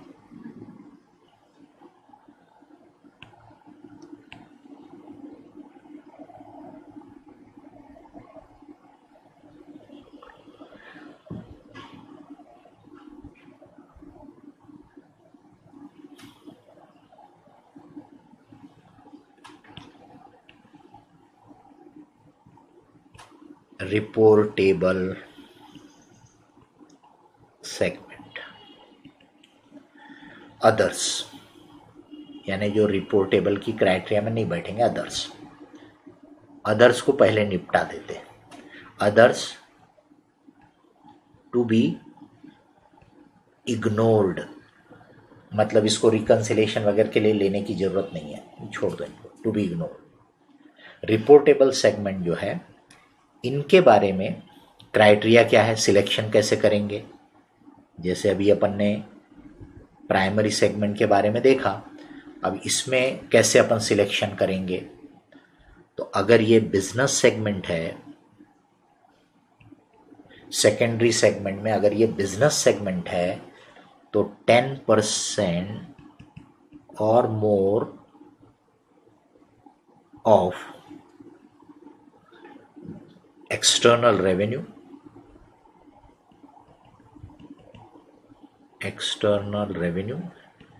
ध्यान दीजिए प्राइमरी वाले में एक्सटर्नल और इंटरनल दोनों मिला के था, पर यहां पे क्या है, एक्सटर्नल रेवेन्यू। ये किसकी बात कर रहे हैं अपन, सेकेंडरी सेगमेंट की जो जानकारी देना है उसमें रिपोर्टेबल सेगमेंट। तो 10% और मोर ऑफ एक्सटर्नल रेवेन्यू और एसेट्स का 10% और मोर। एसेट्स यानी सेगमेंट एसेट, लायबिलिटी यानी सेगमेंट लायबिलिटी, ठीक है। और इसकी रिपोर्टिंग क्या करना है, यानी ये बिजनेस सेगमेंट है तो आप रिपोर्टिंग क्या करोगे। जैसे प्राइमरी सेगमेंट के बारे में तो आपने देख लिया, ये रिपोर्टिंग करना है। अब इसमें रिपोर्टिंग क्या करोगे तो यहीं पे लिख देते अपन रिपोर्ट। तो बिजनेस सेगमेंट में रिपोर्ट क्या करोगे, तो जो रिपोर्टेबल सेगमेंट आ गया उनका एक्सटर्नल रेवेन्यू रिपोर्ट करो, एसेट्स रिपोर्ट करो और addition to fix asset report करो। Addition to fix asset report करो। अब आ जाते हैं geographical segment by customer. Geographical segment by location of customer या मार्केटिंग सेंटर। तो इसमें क्राइटेरिया क्या रहेगा रिपोर्टेबल के लिए? तो 10% और मोर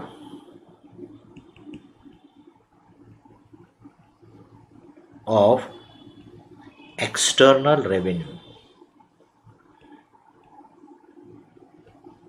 क्योंकि ये मार्केटिंग सेंटर है, यानी यहाँ पे एसेट सिग्निफिकेंट नहीं रहते मार्केटिंग सेंटर में, इसलिए उन्होंने उसको लिंक उससे नहीं किया। उन्होंने सिर्फ बोला ये मार्केटिंग सेंटर है यानी रेवेन्यू इंपॉर्टेंट है। तो अगर जिस सेगमेंट की 10% या ज़्यादा रेवेन्यू है उसको रिपोर्ट करो, रिपोर्टेबल सेगमेंट। क्या रिपोर्ट करना है? रिपोर्ट क्या करोगे, क्या क्या जानकारी दोगे? तो बोलता है एक्सटर्नल रेवेन्यू, बस इतनी जानकारी देना है।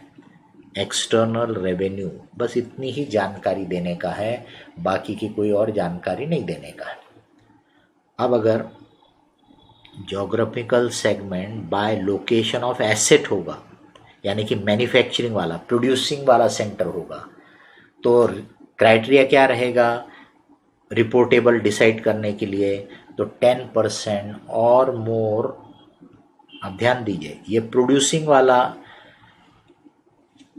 ये है लोकेशन सेगमेंट है, तो यहाँ माल बिक रहा है ऐसा नहीं है, यहाँ माल बन रहा है, और माल बनाने के लिए एसेट, मैन्युफैक्चरिंग के जगह पे एसेट बहुत सिग्निफिकेंट रहते हैं, तो इसलिए उन्होंने बोला 10% और मोर ऑफ एसेट। तो जिसके एसेट 10% या उससे ज़्यादा है वो रिपोर्टेबल कहलाएंगे। क्या रिपोर्ट करना है, क्या डिस्क्लोज करना है? तो एसेट डिस्क्लोज करना है सेगमेंट के, और addition to fix asset disclose करना है। Addition to fix asset disclose करना है। थोड़ा ध्यान से रखोगे तो बराबर ख्याल में आ जाएगा कि बिजनेस सेगमेंट के लिए ये दोनों मिला के बन गया है। बिजनेस सेगमेंट के लिए दोनों मिला के है, बराबर। ये हो गया आपका कि आपके बिजनेस को आपने सेगमेंट में डिवाइड किया। सेगमेंट में बिजनेस सेगमेंट है, ज्योग्राफिकल सेगमेंट है। ज्योग्राफिकल सेगमेंट में लोकेशन बाय कस्टमर, यानी मार्केटिंग कहाँ करते हो, बेचते कहाँ हो। Geographical segment by location of asset है, यानी बनाते कहाँ हो, मैन्युफैक्चरिंग कहाँ करते हो।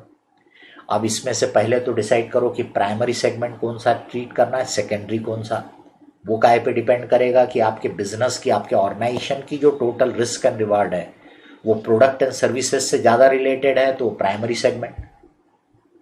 अगर आपके बिजनेस के रिस्क एंड रिवार्ड लोकेशन से ज़्यादा कलेक्टेड है तो वो प्राइमरी बन जाएगा, और बचा हुआ जो रहेगा वो सेकेंडरी बन जाएगा, बराबर।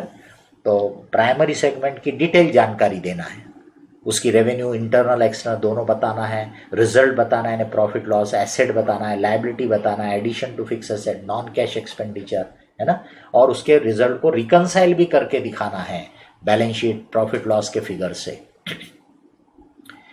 रिपोर्टेबल का सिलेक्शन का क्राइटेरिया बता दिया।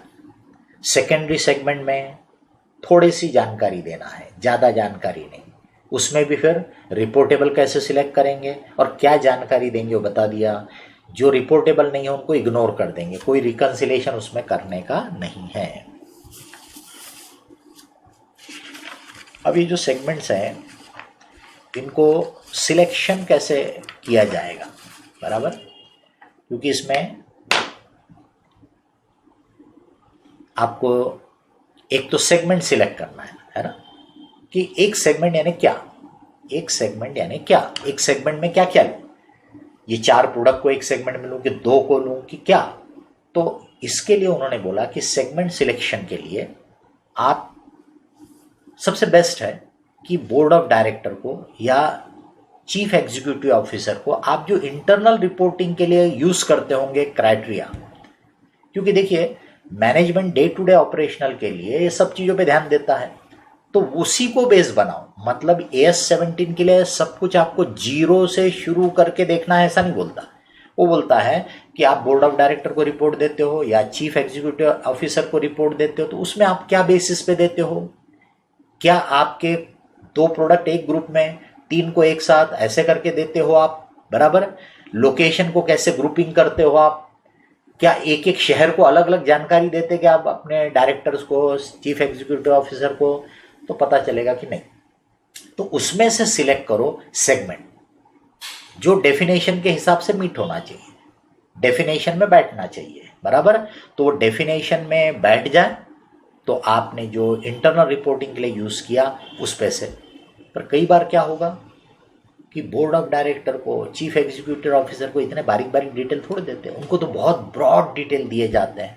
तो हो सकता है वहाँ से हमको ये सेगमेंट की जानकारी ना मिल पाए, हो सकता है वहाँ सेगमेंट की जानकारी ना मिल पाए, क्योंकि भाई बोर्ड ऑफ डायरेक्टर को आप कहाँ 4-4 प्रोडक्ट के ग्रुप बना बना के डिटेल देते रहोगे, है ना।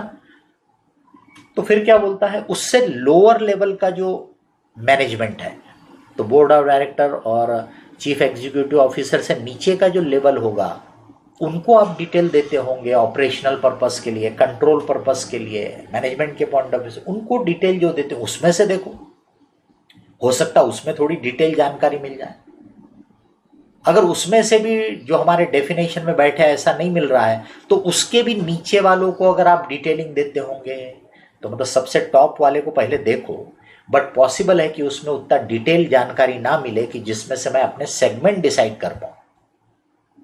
तो इसका मतलब सेगमेंट डिसाइड करते समय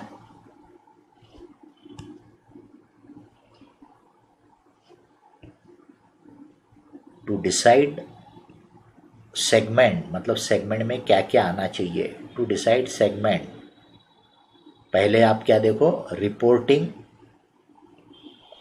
to board of director, chief executive officer, CEO, और डेफिनेशन में फिट बैठना चाहिए। आपको लगेगा कि यार ये तो इतना ब्रॉड है, ये तो डेफिनेशन बैठता ही नहीं, क्योंकि डेफिनेशन तो बोलता हर एक जिसकी रिस्क एंड रिवार्ड अलग अलग है और जो डिस्टिंग्विशेबल है वो अलग। यहाँ तो बड़ा ब्रॉड ब्रॉड है, खूब क्लबिंग है। तो फिर नीचे लेवल पे जाओ, लोअर लेवल, उसके नीचे लेवल, बराबर। अगर उस पे भी काम ना बने तो further lower level,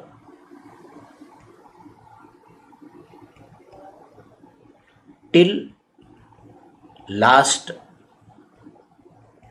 level reached. तो आपके 3 लेवल है, 4 लेवल है, वहां तक नीचे तक जाओ और देखो कि आपका काम बन रहा है। नहीं बनेगा तो फिर तो आपको मैनेजमेंट को डिसाइड करना पड़ेगा डेफिनेशन के हिसाब से किसको किसको सेगमेंट दो। बट अगर यहां से काम बन जाए तो फिर तो अच्छी बात है। अब to decide primary reporting segment किसको ट्रीट करना भाई, कि भाई प्राइमरी कौन है, बिजनेस सेगमेंट प्राइमरी है कि geographical segment by location primary है कि geographical segment bye asset primary है, प्राइमरी कौन सा है, ये डिसाइड करने के लिए वो बोलते हैं कि आप reporting to board of director oblique chief executive officer की जो रिपोर्टिंग करते होंगे उसको देखो, उसको, क्योंकि यहाँ पे देखो हम ऑर्गेनाइजेशन के रिस्क एंड रिवार्ड की बात कर रहे हैं, तो शायद ऑर्गेनाइजेशन के रिस्क एंड रिवार्ड अगर बिजनेस प्रोडक्ट एंड सर्विसेज से ज़्यादा कनेक्टेड है तो डेफिनेटली आप इन लोगों को जो डिटेल देते होंगे उसमें प्रोडक्ट सर्विसेज का इंपॉर्टेंस दिखेगा, लोकेशन का उतना नहीं दिखेगा। लेकिन अगर आपको लगता है कि location wise risk and reward बहुत ज़्यादा इंपॉर्टेंट है तो आप इनको जो रिपोर्टिंग देते होंगे उसमें आप लोकेशन वाइज ब्रेकअप को ज़्यादा इंपॉर्टेंस देते होंगे, प्रोडक्ट एंड सर्विसेज को कम इंपॉर्टेंस देते होंगे, क्लबिंग करते होंगे।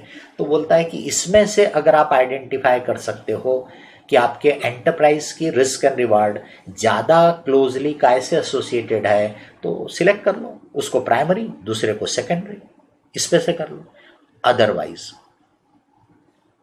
अदरवाइज अब नीचे लेवल पे नहीं जाने का, बराबर है। Otherwise directors and management to decide, क्योंकि जितने लोअर लेवल पे जाओगे वहां पे ओवरऑल रिस्क एंड रिवार्ड का चक्कर नहीं रहता, वहां ऑपरेशनल चीजों को ज्यादा देखा जाता है, बराबर। तो इसलिए इस पर्पस के लिए क्या बोलता है, टॉप लेवल वालों की रिपोर्टिंग में से आपका काम बनता है तो बनने का, ठीक है, नहीं तो सीधे क्या करो, आप खुद रिस्क एंड रिवार्ड की एनालिसिस करके देखो कि आपके बिजनेस के, आपके एंटिटी की रिस्क एंड रिवार्ड किससे ज्यादा कनेक्टेड है, उसको प्राइमरी बोल दो, बाकी को सेकेंडरी बोल दो। बट जब आप सेगमेंट डिसाइड करना चाहते थे कि ये सेगमेंट में क्या आएगा, ये सेगमेंट में क्या आएगा, ये सेगमेंट में क्या आएगा, तो उस समय आप पहले बोर्ड ऑफ डायरेक्टर या सीईओ को देखो, नहीं काम बना, उससे नीचे वाले को देखो, उससे भी काम नहीं बना, उससे नीचे वाले को देखो, लास्ट लेवल तक जाओ और वहां से भी काम नहीं बनेगा तो फिर तो नेचुरल है मैनेजमेंट को डिसाइड करना पड़ेगा। ठीक है, अब आपके इतना पार्ट तो मैंने बता दिया। अब इसमें अपन इलस्ट्रेशन ले सकते हैं, पर उसके पहले अगर आपको कुछ जनरल बोलना है, पूछना है तो बताइए, नहीं तो फिर हम इलस्ट्रेशन प्रॉब्लम वो देखते हैं। सर जो वहाँ पे 10% ऑफ रिजल्ट लिखा है, हाँ। तो उसमें जो आपने पॉजिटिव और नेगेटिव का टोटल लगाने बोले थे, वो रिपोर्टेबल सेगमेंट का है कि प्राइमरी सेगमेंट पूरे का या ओवरऑल? देखिए आप वहां पे रिपोर्टेबल ही डिसाइड कर रहे हैं, अभी तो आप क्या कर रहे हैं, रिपोर्टेबल ही डिसाइड कर रहे हैं। तो जब रिपोर्टेबल ही डिसाइड नहीं हुआ है तो रिजल्ट ऑफ रिपोर्टेबल कैसे लूंगा मैं, ये बताइए, समझा मेरा पॉइंट? Yes sir. तो नेचुरल है, इसका मतलब मैं टोटल का ले रहा हूं। मैंने बोला भी कि revenue of all together, enterprise revenue बराबर एसेट, पूरे एसेट का 10%, पर आपके शायद ध्यान में नहीं आया तो अभी समझ लो कि जब मैं रिपोर्टेबल बोल रहा हूं वही तो डिसाइड करना है, तो इसका मतलब मेरे पूरे सेगमेंट का पॉजिटिव रिजल्ट किसका किसका है, निगेटिव किसका किसका, उसका टोटल। मैंने बोला भी था अपन जब एग्जांपल लेंगे तो आपको क्लियर हो जाएगा। Yes sir.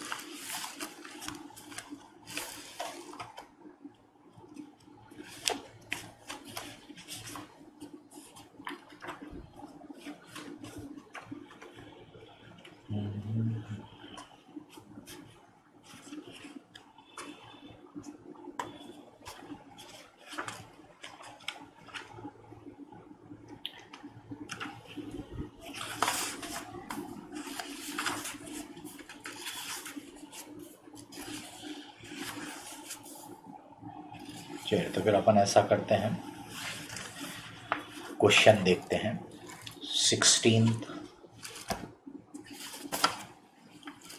Number, 16 number question.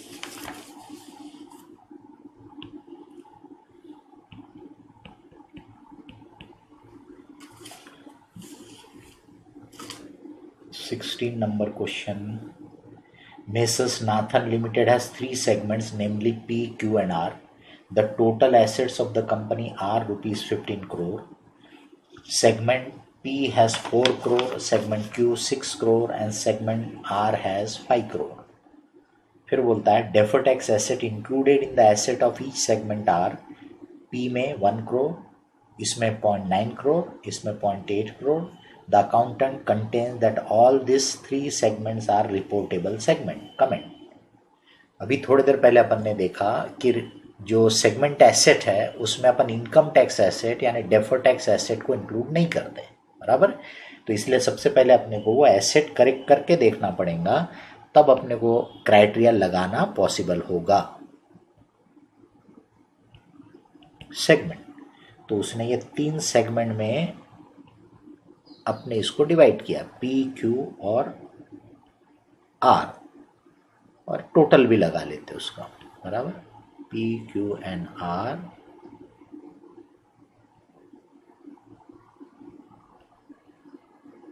और उसका टोटल।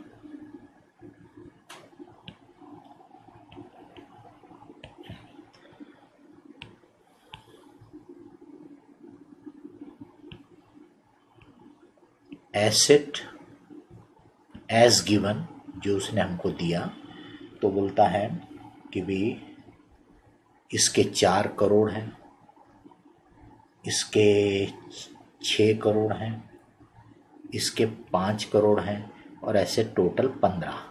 तो आप देख सकते हो कि तीनों को अगर आप देखोगे तो 10% क्राइटेरिया में तीनों बैठ रहे हैं। तो इसीलिए उनका अकाउंटेंट बोल रहा है कि वे तीनों रिपोर्टेबल हैं। लेकिन अपने को देखना है कि ये एसेट ही गलत है। इसमें से पहले लेस डेफर्ड टैक्स एसेट को हटा देता हूँ। डेफर्ड टैक्स एसेट उसने बोला कि इसमें है 1 करोड़, इसमें है 0.90, इसमें है 0.80, तो इसका मतलब ये कितना हो गया 2.70। अब ये मैं हटा दूंगा तो मेरा सेगमेंट एसेट का करेक्ट फिगर आ जाएगा। सेगमेंट एसेट 3 5.10 4.20 और ये 12.3। अब 12.3 का 10% बोला तो 1.23 होता है। ये तीनों भी 1.23 से ज़्यादा है, मतलब 10% क्राइटेरिया में तीनों बैठ रहे हैं। तो देखिए, भले ही अकाउंटेंट का कंटेंशन करेक्ट भी हो, लेकिन अगर उसने वो टोटल एसेट के बेसिस पे बोला था तो वो गलत आर्ग्यूमेंट है। इसके बेसिस पे ये करेक्ट है। All 3 segment have 10% or more of total assets. Therefore, all 3 are reportable segment. तो आपके लिए मेन ध्यान देने की बात है कि उसमें से इनकम टैक्स एसेट को हटा के और फिर कंपेयर करने का है। किसी को इसमें कोई पॉइंट रहा तो बताने का।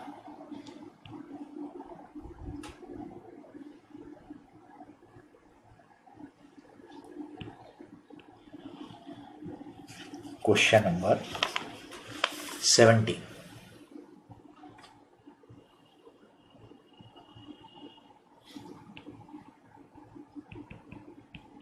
Question number 17. Mac Limited gives the following data regarding to its 6 segments. Segment asset दिया है, सेगमेंट रिजल्ट दिया है, सेगमेंट रेवेन्यू दिया है और बोलता है the accountant content that segment A and B alone are reportable segment. Is he justified in his view? Discuss in the context of AS17 segment reporting. चलिए अपन लेते हैं। अब इसके 6 सेगमेंट हैं।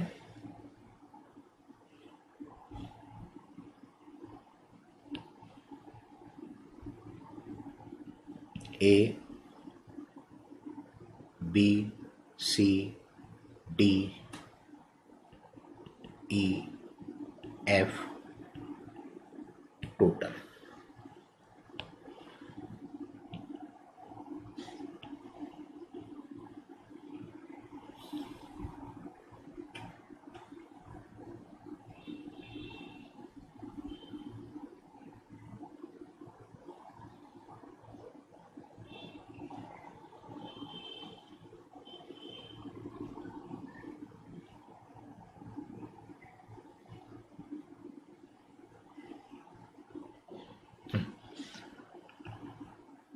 अब देखिए सेगमेंट एसेट।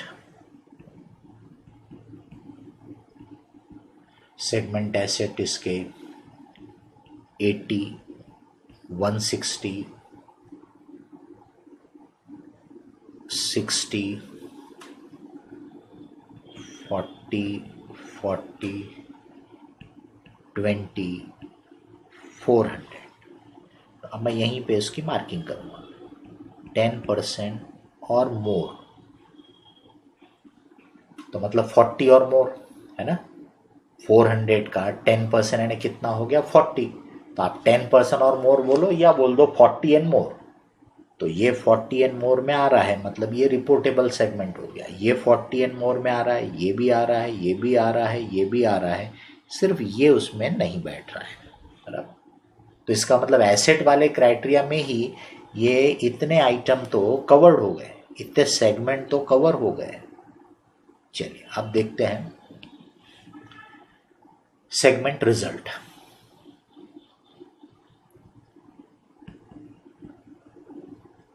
Segment result.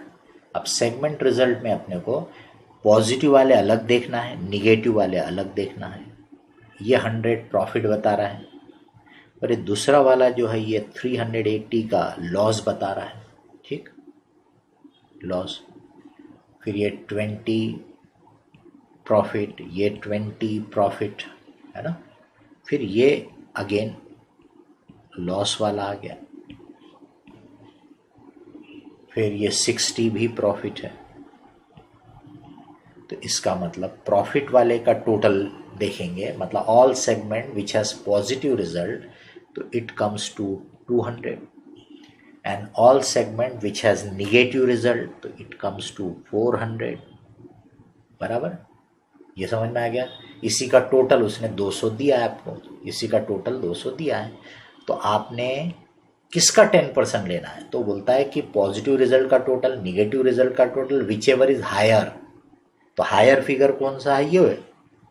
अब ये माइनस है कि प्लस है, इग्नोर कर देने का। ये माइनस है कि प्लस है, इग्नोर कर देने का। नहीं तो आप -40 से कंपेयर करोगे, 40 से कंपेयर करो।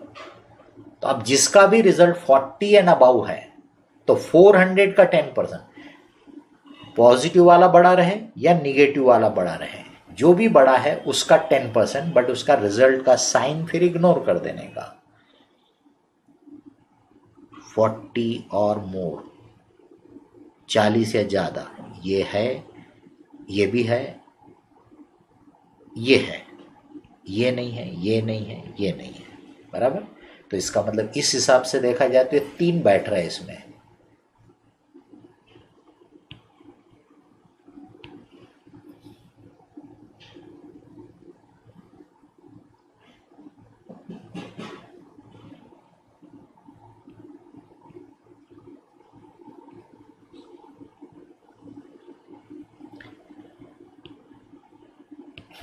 अब क्या था इसके बाद, revenue, segment revenue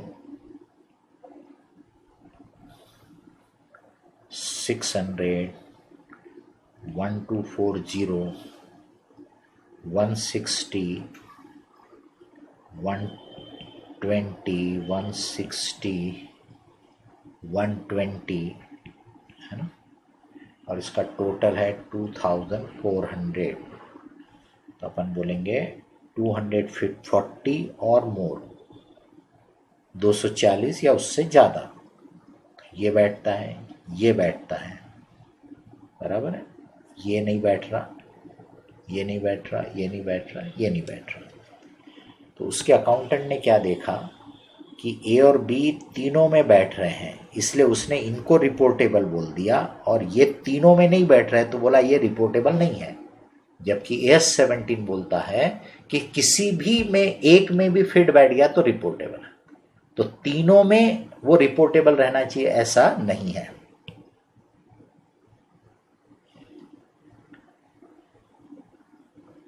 accountant is wrong because as per AS17 it should fulfill at least one of the 3 10% threshold. Accountant is wrong because as per AS17 it should fulfill at least one of the 3 10% threshold and not all the 3. तो उसका contention वो दिख रहा है कि वो तीनों cover होना चाहिए, तो तीनों नहीं, एटलीस्ट वन। तो अब अगर आप ध्यान से देखो तो पहले ही इसमें 5 कनेक्टेड थे, F नहीं था, बट सेकंड वाले में F भी कवर्ड हो गया। इसका मतलब all segments are reportable, all segments are reportable. तो इसमें सभी को रिपोर्टिंग में लेना पड़ेगा, किसी को भी अदर सेगमेंट करके क्लबिंग करने की जरूरत नहीं पड़ेगी, सभी को रिपोर्टेबल करके लेना पड़ेगा। किसी को इसमें कोई क्वेश्चन हो तो बोल सकते हैं आप।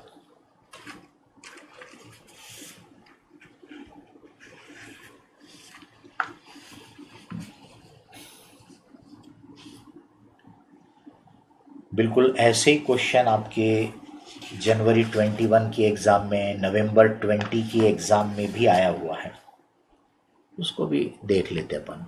क्वेश्चन नंबर 50 जनवरी 21, वैसी है इसमें भी 5 सेगमेंट दिया है और वही पूछा है। The senior accountant is of the opinion that segment P alone should be reported, is he justified in his view, examine. वही क्वेश्चन वही है, सिर्फ फिगर्स अलग है, उनको देख लेते अपन।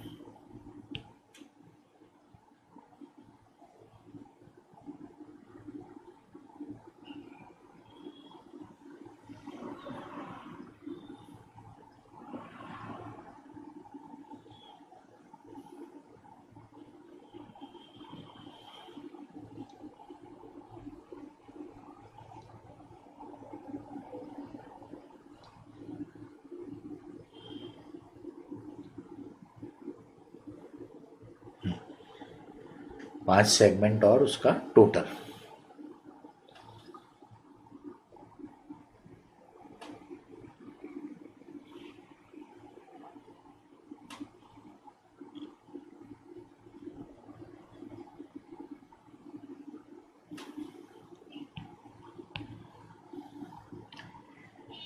P Q R S T total segment asset 80 30 20 20 10 total 160। तो यहाँ क्राइटेरिया के हिसाब से 16 और मोर, ये है, ये है, ये भी है, ये भी है, सिर्फ ये नहीं है। तो ये राइट टिक मारा या उसी की जगह आर लिख सकते हैं, मतलब रिपोर्टेबल है, रिपोर्टिंग में आना चाहिए। अब सेगमेंट रिजल्ट तो पॉजिटिव वाले को लेंगे अलग, निगेटिव वाले को लेंगे अलग, बराबर। ये पहला वाला 190 निगेटिव है, दूसरा वाला फिर 10 10, ये 10, ये 10, फिर तीसरा ये निगेटिव है, और ये लास्ट वाला 30 पॉजिटिव। तो मतलब पॉजिटिव रिजल्ट का टोटल है 50, निगेटिव रिजल्ट का टोटल है 200, और इसीलिए वो 150 बता रहा है सबको मिला के। हमको यहाँ पे अब जो इनमें से बड़ा था, तो बड़ा टोटल है 200, तो 20 और मोर को लेने का है, जिसका भी रिजल्ट हो, चाहे पॉजिटिव रिजल्ट हो चाहे निगेटिव रिजल्ट हो। तो ये 20 या मोर में बैठता है, और ये 20 या मोर में बैठता है, ये नहीं बैठता, ये नहीं बैठता, ये नहीं बैठता। अब segment revenue, segment revenue 620 80 60 80 60 total 900। अब 900 में अपन बोलेंगे 90 और मोर, 90 और मोर। तो ये भी इसमें कवर होता है, बस एक ये नहीं कवर हो रहा है। तो यहाँ पे सिर्फ पी तीनों में दिख रहा है, इसलिए उसने वो आर्ग्यूमेंट किया। पर अपने हिसाब से किसी भी एक में भी बैठ गया तो रिपोर्टेबल है। तो देख लो कि सभी सेगमेंट किसी ना किसी क्राइटेरिया में फिट बैठ रहे, इसलिए all are reportable, all are reportable. Accountant का कंटेंशन गलत है। क्वेश्चन 51, ये तो आपके लिए छोड़ दिया तो भी चलता है, ऐसा कुछ नहीं है उसमें, 4 ही सेक दिया है इसमें, बराबर। तो इसको आप कर सकते हो, कोई इशू तो है नहीं उसमें। इसी तरीके से आपको सिलेक्ट करना है। यहाँ पे भी सभी रिपोर्टेबल आए रहे हैं, किसी ना किसी इसमें बैठ रहे हैं। एक चीज़ और बता देता हूँ कि भाई मान लो वो आपको ऐसे 8-10 इसका दे दे, है ना, 8-10 का दिया। अब आपने 10 में से जब ये क्राइटेरिया लगाया तो मान लो कि भाई 4 ऐसे थे वो किसी न किसी में फिट बैठ रहे थे, तो वो 4 रिपोर्टेबल आ गए। तो आपने देखने का कि वो चारों की जो एक्सटर्नल रेवेन्यू है वो टोटल एक्सटर्नल रेवेन्यू से, यहाँ नहीं दिया एक्सटर्नल और इंटरनल रेवेन्यू, क्योंकि यहाँ उस पॉइंट को उसने पूछा नहीं है। पर अगर उस पॉइंट ऑफ व्यू से पूछेगा तो एक्सटर्नल रेवेन्यू इंटरनल रेवेन्यू दोनों देगा। तो सेगमेंट रेवेन्यू में ये 10% थ्रेशोल्ड के लिए दोनों लेंगे। बट फिर अपन ने देखने का कि यार 10 में से 4 रिपोर्टेबल आए, तो ज़रा चेक तो कर लो कि ये 4 का जो एक्सटर्नल रेवेन्यू है वो टोटल एक्सटर्नल रेवेन्यू का 75% है क्या। If yes, no problem. लेकिन अगर वो नहीं है तो मैनेजमेंट को उसमें और सेगमेंट को इंक्लूड करना पड़ेगा। भले ही वो थ्रेशोल्ड में 10% में नहीं थे, बट इंक्लूड करना पड़ेगा क्योंकि उसकी रेवेन्यू 75% कवर होना चाहिए। तो ऐसा भी वो आपसे पूछ सकता है। किसी को भी अब इसमें कोई भी पॉइंट, कोई भी क्वेश्चन है तो बताइए।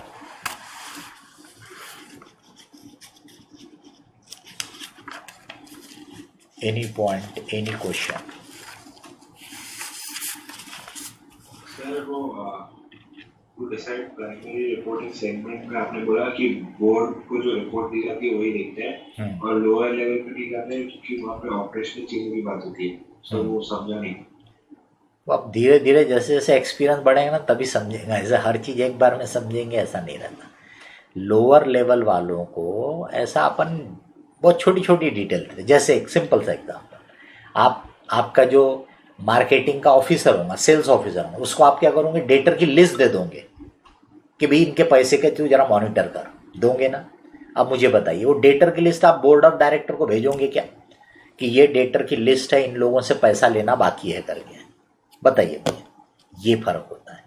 तो लोअर लेवल वाले को डिटेलिंग ज़्यादा दी जाती है, टॉप लेवल वालों को overall main purpose, main objective को ध्यान में रख के दिया जाता है। ये फर्क होता है।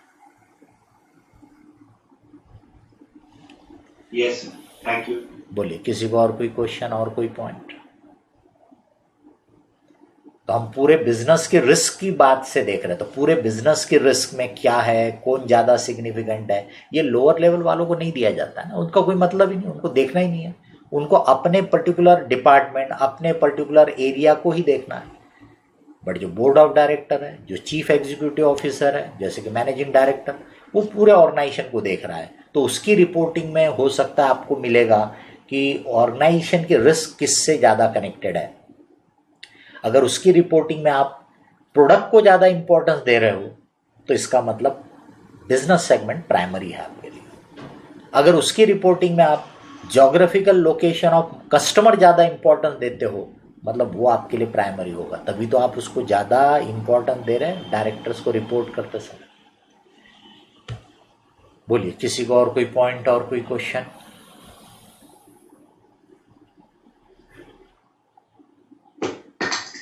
Hello sir. हाँ सर, जो 75% वाला क्राइटेरिया था, हाँ सर जब हम बाकी सेगमेंट्स को ऐड करेंगे हाँ। तो हम जहां तक 75% होता है उतने ही ऐड करेंगे सर।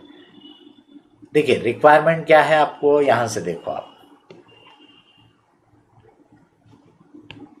पहले 10% देखने का है, फिर उसके बाद पिछले साल का 10% वाला कोई होगा तो उसको भी लेना है, फिर उसके बाद मैनेजमेंट को अपनी मर्जी से कुछ लेना है तो वो भी लेना है। अब इतने लेने के बाद अगर आप 75% को कवर नहीं कर पाए हो तो बट नेचुरल आप उतना ही ऐड करेंगे जो 75% बन जाए, क्योंकि बाकी को लेने के लिए न तो वो किसी क्राइटेरिया में बैठता है, न तो मैनेजमेंट ने उसको चूज किया है। तो बट नेचुरल अगर 70 हो गया होगा तो अपन क्या देखेंगे, उसके बाद कोई एक सेगमेंट जो 5-6% का रेवेन्यू वाला होगा उसको इंक्लूड कर लो। Okay sir, thank you. अपने मर्जी से मैनेजमेंट को लेना होगा तो ऑलरेडी ले लेगा। उसको अपनी मर्जी से लगता है कि ये 2 सेगमेंट भले ही 10% में नहीं है पर मेरे को दिखा डिटेल बताना है तो वो पहले ही ले लेगा। इसलिए अब जो बच गए वो उसके चॉइस में भी नहीं है, तो अब उनको अपन मजबूरी में ही लेंगे। अगर 75% लिमिट लाना है तो उससे ज़्यादा नहीं लेंगे। बोलिए, किसी को इसमें और कोई पॉइंट और कोई क्वेश्चन है तो? क्या बोले? समझ में नहीं आ रहा क्या बोल रहे हैं आप। दोनों की फुल डिटेल देने का मतलब ज्योग्राफिकल सेगमेंट की भी फुल डिटेल देने का ये, और बिजनेस सेगमेंट की भी फुल डिटेल देने का मतलब सबको प्राइमरी समझ के सबकी डिटेल रिपोर्टिंग होगी। तो आप सेल्स प्रोडक्ट वाइज भी दोगे और सेल्स लोकेशन वाइज भी दोगे, ऐसा मतलब हो गया। समझ में आ गई बात? Yes sir. किसी को और कोई पॉइंट और कोई क्वेश्चन? Hello sir. बोलिए बोलिए सर कल के इसमें एक डाउट है सर, AS7 में। बोलो सर वो पूछूं अभी कि बोलो बोलो जल्दी बोलो, टाइम वेस्ट मत करो। Sir text book page number 35 पे क्या प्रॉब्लम है वो बताओ। सब्सक्रिप्शन फॉर पब्लिकेशन में एक हाँ। सेंटेंस है सर, हाँ उसका मीनिंग नहीं समझ रहा है। बोलो क्या है सर, आप सेंटेंस? बताएंगे? आप सेंटेंस बोलोगे तब तो बताऊंगा क्या सेंटेंस है, बोलो।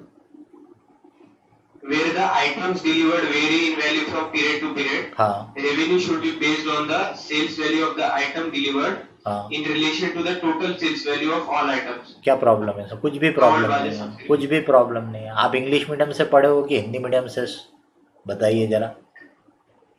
English medium. English medium. फिर कैसे आप लोग ये सेंटेंस का इंटरप्रिटेशन नहीं कर पाते? मेरे जैसा जो हिंदी मीडियम से पढ़ा है तो उसका मैं समझ सकता हूँ दर्द, क्योंकि भी उसको इंग्लिश उतनी अच्छी नहीं आती तो नहीं इंटरप्रेट कर पाता। अब आप लोग 98% स्टूडेंट इंग्लिश मीडियम से पढ़े हुए रहते हो, फिर भी आप नहीं कर पाते। अरे भाई वो ये बोल रहा है कि जैसे मान लीजिए कि मैगजीन्स है, अगर आपकी जो मैगजीन्स की वैल्यू है, सेल वैल्यू बोलो या कॉस्ट पॉइंट ऑफ व्यू से बोलो, वो यूनिफॉर्म रहती है, एक सरी की साइज की आपकी मैगजीन रहती है।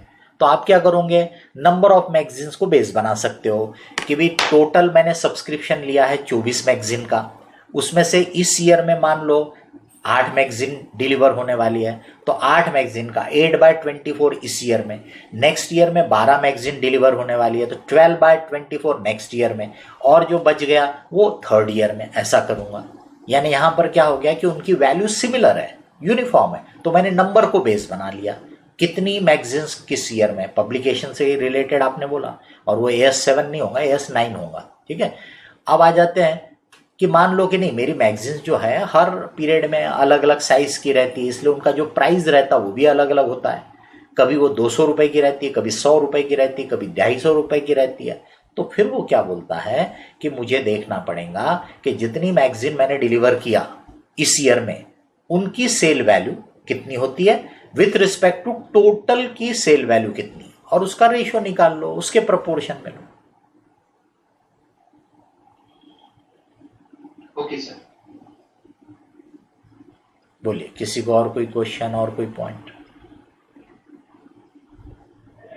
ऐसी चीजें मैंने आपको हायर परचेस में बताया था, कॉन्टेक्स्ट अलग था, बट हायर परचेस में आपको वो इंटरेस्ट को एलोकेट करने के लिए और भी कहीं बताया हूँ आपको।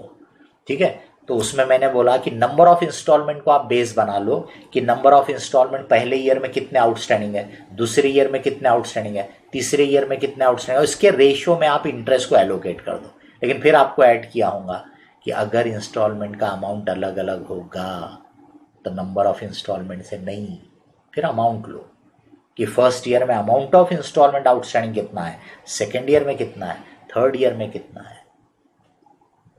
बोलिए, बताइए किसी को इसमें और कुछ भी पॉइंट है तो।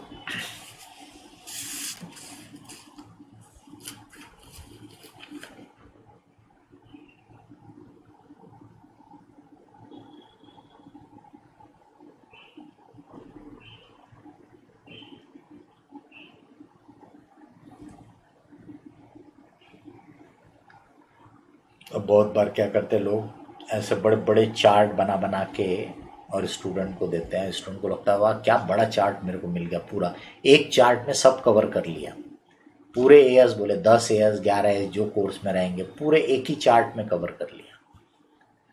नंबर 1 तो पहली चीज़ बताता हूँ आपको, ये जो हमने ऐसे फ्लो चार्ट वगैरह बनाए हैं ये हमारी किताब से पहले लोगों की किताब में ज़्यादातर किसी में नहीं रहे होंगे। ये मैंने और आनंद ने जब किताब लिखे थे हमारी किताब में ये चार्ट हमने खूब डाले थे अकाउंटिंग स्टैंडर्ड। उसके पहले की देख लेना किसी किताब में मिल जाए तो, आई डोंट थिंक उसके बाद में आपको मिलेंगे।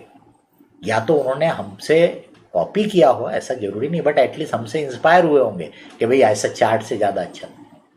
इवन अकाउंटिंग स्टैंडर्ड्स में बाद में चार्ट है कई जगह, पर शुरू शुरू में नहीं रहते थे चार्ट वर्ड। तो हम लोगों ने उसको लगा एज ए टीचर हम पढ़ाते हैं तो हमको लगता है कि ऐसा समझाने में ज़्यादा अच्छा रहता है। तो किताब में भी मेरे चार्ट जो देखोगे ना 2 टाइप के चार्ट दिखेंगे आपको। एक चार्ट या ऐसे क्लासिफिकेशन दिखेंगे, ये मेरे बनाए हुए हैं, और दूसरे चार्ट जो दिखेंगे ना वो फ्लो चार्ट जो होता है ना आपका, फ्लो चार्ट यस और नो वाला, कि एक क्वेश्चन यस बोला तो ये, नो बोला तो ये, वो जो है वो आनंद के बनाए हुए चार्ट है।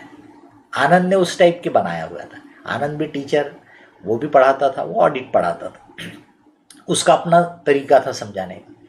तो उस किताब में दोनों टाइप के चार्ट मिलेंगे। जो इस टाइप के क्लासिफिकेशन होंगे वो मेरे बनाए हुए थे, जो यस नो वाले थे वो आनंद के बनाए हुए थे। तो हमने जब मिल के किताब लिखी टेक्समैन के लिए तो हमारी किताब में सब फ्लो चार्ट या ऐसे चार्ट, क्लासिफिकेशन चार्ट बोल सकते हैं इसको, उसके चार्ट को फ्लो चार्ट बोल सकते हैं। तो ये सब चार्ट हमने उसमें इंक्लूड किए थे। कभी कभी वो एक चार्ट इतना बड़ा हो जाता है कि उसको एक पेज में हैंडल नहीं कर पाए तो बाद में उनको 2-2 पेज में ब्रेक करना पड़ता है, छोटे करना पड़ता है। अब इसी सबको क्या होता, मैं ऐसा नहीं बोल रहा कि किसी ने हमारे ही कॉपी किया होगा, लोगों ने अपने बनाए होंगे, बट लोग क्या करते हैं, मेरा कहना मानना यह है कि ये सब इंप्रेशन आप पे ज़्यादा क्रिएट करता है, बेनिफिट उतना नहीं देता है। आप लोग इससे बहुत ज़्यादा इन्फ्लुएंस होते हो। अरे यार वो चार्ट मिल गया, बोले बड़ा चार्ट मिल गया। अरे भैया नंबर 1 तो अगर आप वो टीचर से वो चार्ट पढ़े होंगे तो ही आपको काम में आ सकता है, नहीं तो नहीं आने वाला, ये ख्याल रखना। तो दूसरों के चार्ट जमा कर करके मत रखना, वो कोई काम में नहीं आएंगे। जैसे ये मेरा चार्ट जो है, ये मेरे स्टूडेंट जितने अच्छे से इसको समझ सकते और यूज कर सकते हैं, कोई और देखेगा तो उसको कहाँ जल्दी से ध्यान में आएगा ये क्या लिखा क्या नहीं, पता नहीं, इधर थोड़ा सा लिखा, इधर थोड़ा सा लिखा, इधर थोड़ा सा लिखा, बोले क्या है क्या पता है।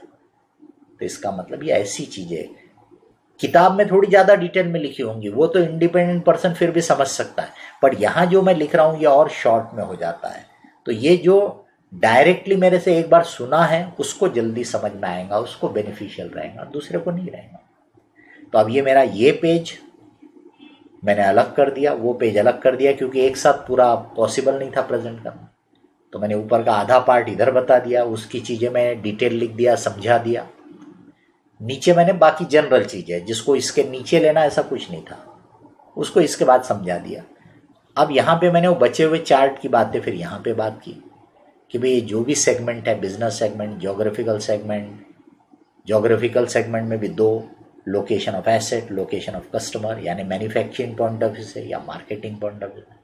अभी हमारे पास 3 टाइप के जो हो गए, पर हमको प्राइमरी और सेकेंडरी, प्राइमरी यानी जिसकी डिटेल ज़्यादा देना है, सेकेंडरी यानी जिसके थोड़े से डिटेल देना है। तो प्राइमरी किसको लेना, सेकेंडरी किसको लेना, तो वो डिपेंड करता है कि आपके ऑर्गेनाइजेशन की जो रिस्क एंड रिवार्ड है वो प्रोडक्ट सर्विसेज से ज़्यादा कनेक्टेड है या लोकेशन से ज़्यादा, उसके हिसाब से डिसाइड करो। तो वही सब आपको समझा है इसमें। फिर डिटेल क्या क्या डिस्क्लोज करना है वो तो आपको 1-2 बार देखोगे तो ध्यान रह जाएगा क्या क्या डिटेल बताना है। प्राइमरी के आपने देखा वो 7 पॉइंट दिखाना है, उसके बाद रिकन्सिलेशन भी होना चाहिए ताकि वो बैलेंस शीट के प्रॉफिट लॉस के फिगर से टैली हो जाए। लेकिन जो सेकेंडरी है उनके लिमिटेड डाटा बताना है, उसको रिकनसाइल वगैरह करने की जरूरत नहीं है, इसलिए उसमें सिर्फ रिपोर्टेबल सेगमेंट बताना है, बाकी के सेगमेंट को इग्नोर करना है। बट प्राइमरी वाला जो रहेगा उसमें रिपोर्टेबल सेगमेंट के तो डिटेल इंडिविजुअली बताना है, और बचे हुए सेगमेंट जो रिपोर्टेबल नहीं उनको क्लब कर लेना है। और रिपोर्टेबल में 10% थ्रेशोल्ड पहला है, उसके अलावा वाले भी क्राइटेरिया देखना। तो किसी को और कुछ बोलना है, पूछना है तो बताइए।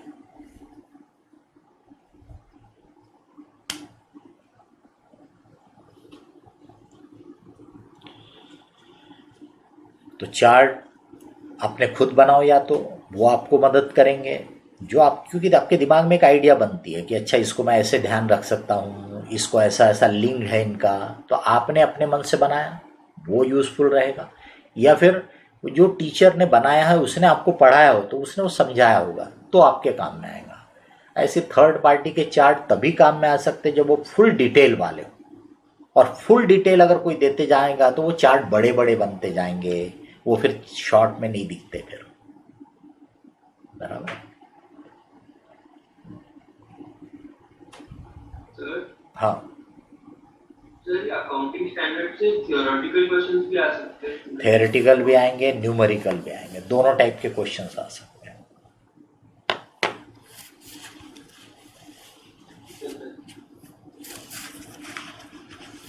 आप देखोगे तो आपको क्वेश्चन पेपर में समझ में आ जाएगा, थेरेटिकल भी पूछते हैं और न्यूमेरिकल वाले भी पूछते हैं। आपको जितना पढ़ा रहे, अगर उतना आपने समझ लिया तो आपके थेरेटिकल क्वेश्चन का भी जवाब आप लिख सकते हो, न्यूमेरिकल को भी कर सकते हो, सब चीज़ें कवर हो जाती हैं। तो चलिए नेक्स्ट लेक्चर में इसको कंटिन्यू करेंगे। मैंने सोचा था कि आज अगला स्टैंडर्ड भी पार्टली हो जाएगा, लेकिन इसी स्टैंडर्ड में पूरा टाइम लग गया। तो चलिए नेक्स्ट लेक्चर में अपन अगला स्टैंडर्ड लेंगे, रिलेटेड पार्टी डिस्क्लोजर 18 AS 18, वो ख़त्म हो गया तो 19 भी शुरू कर देंगे। ठीक, चलिए, thank you. Thank you, bye.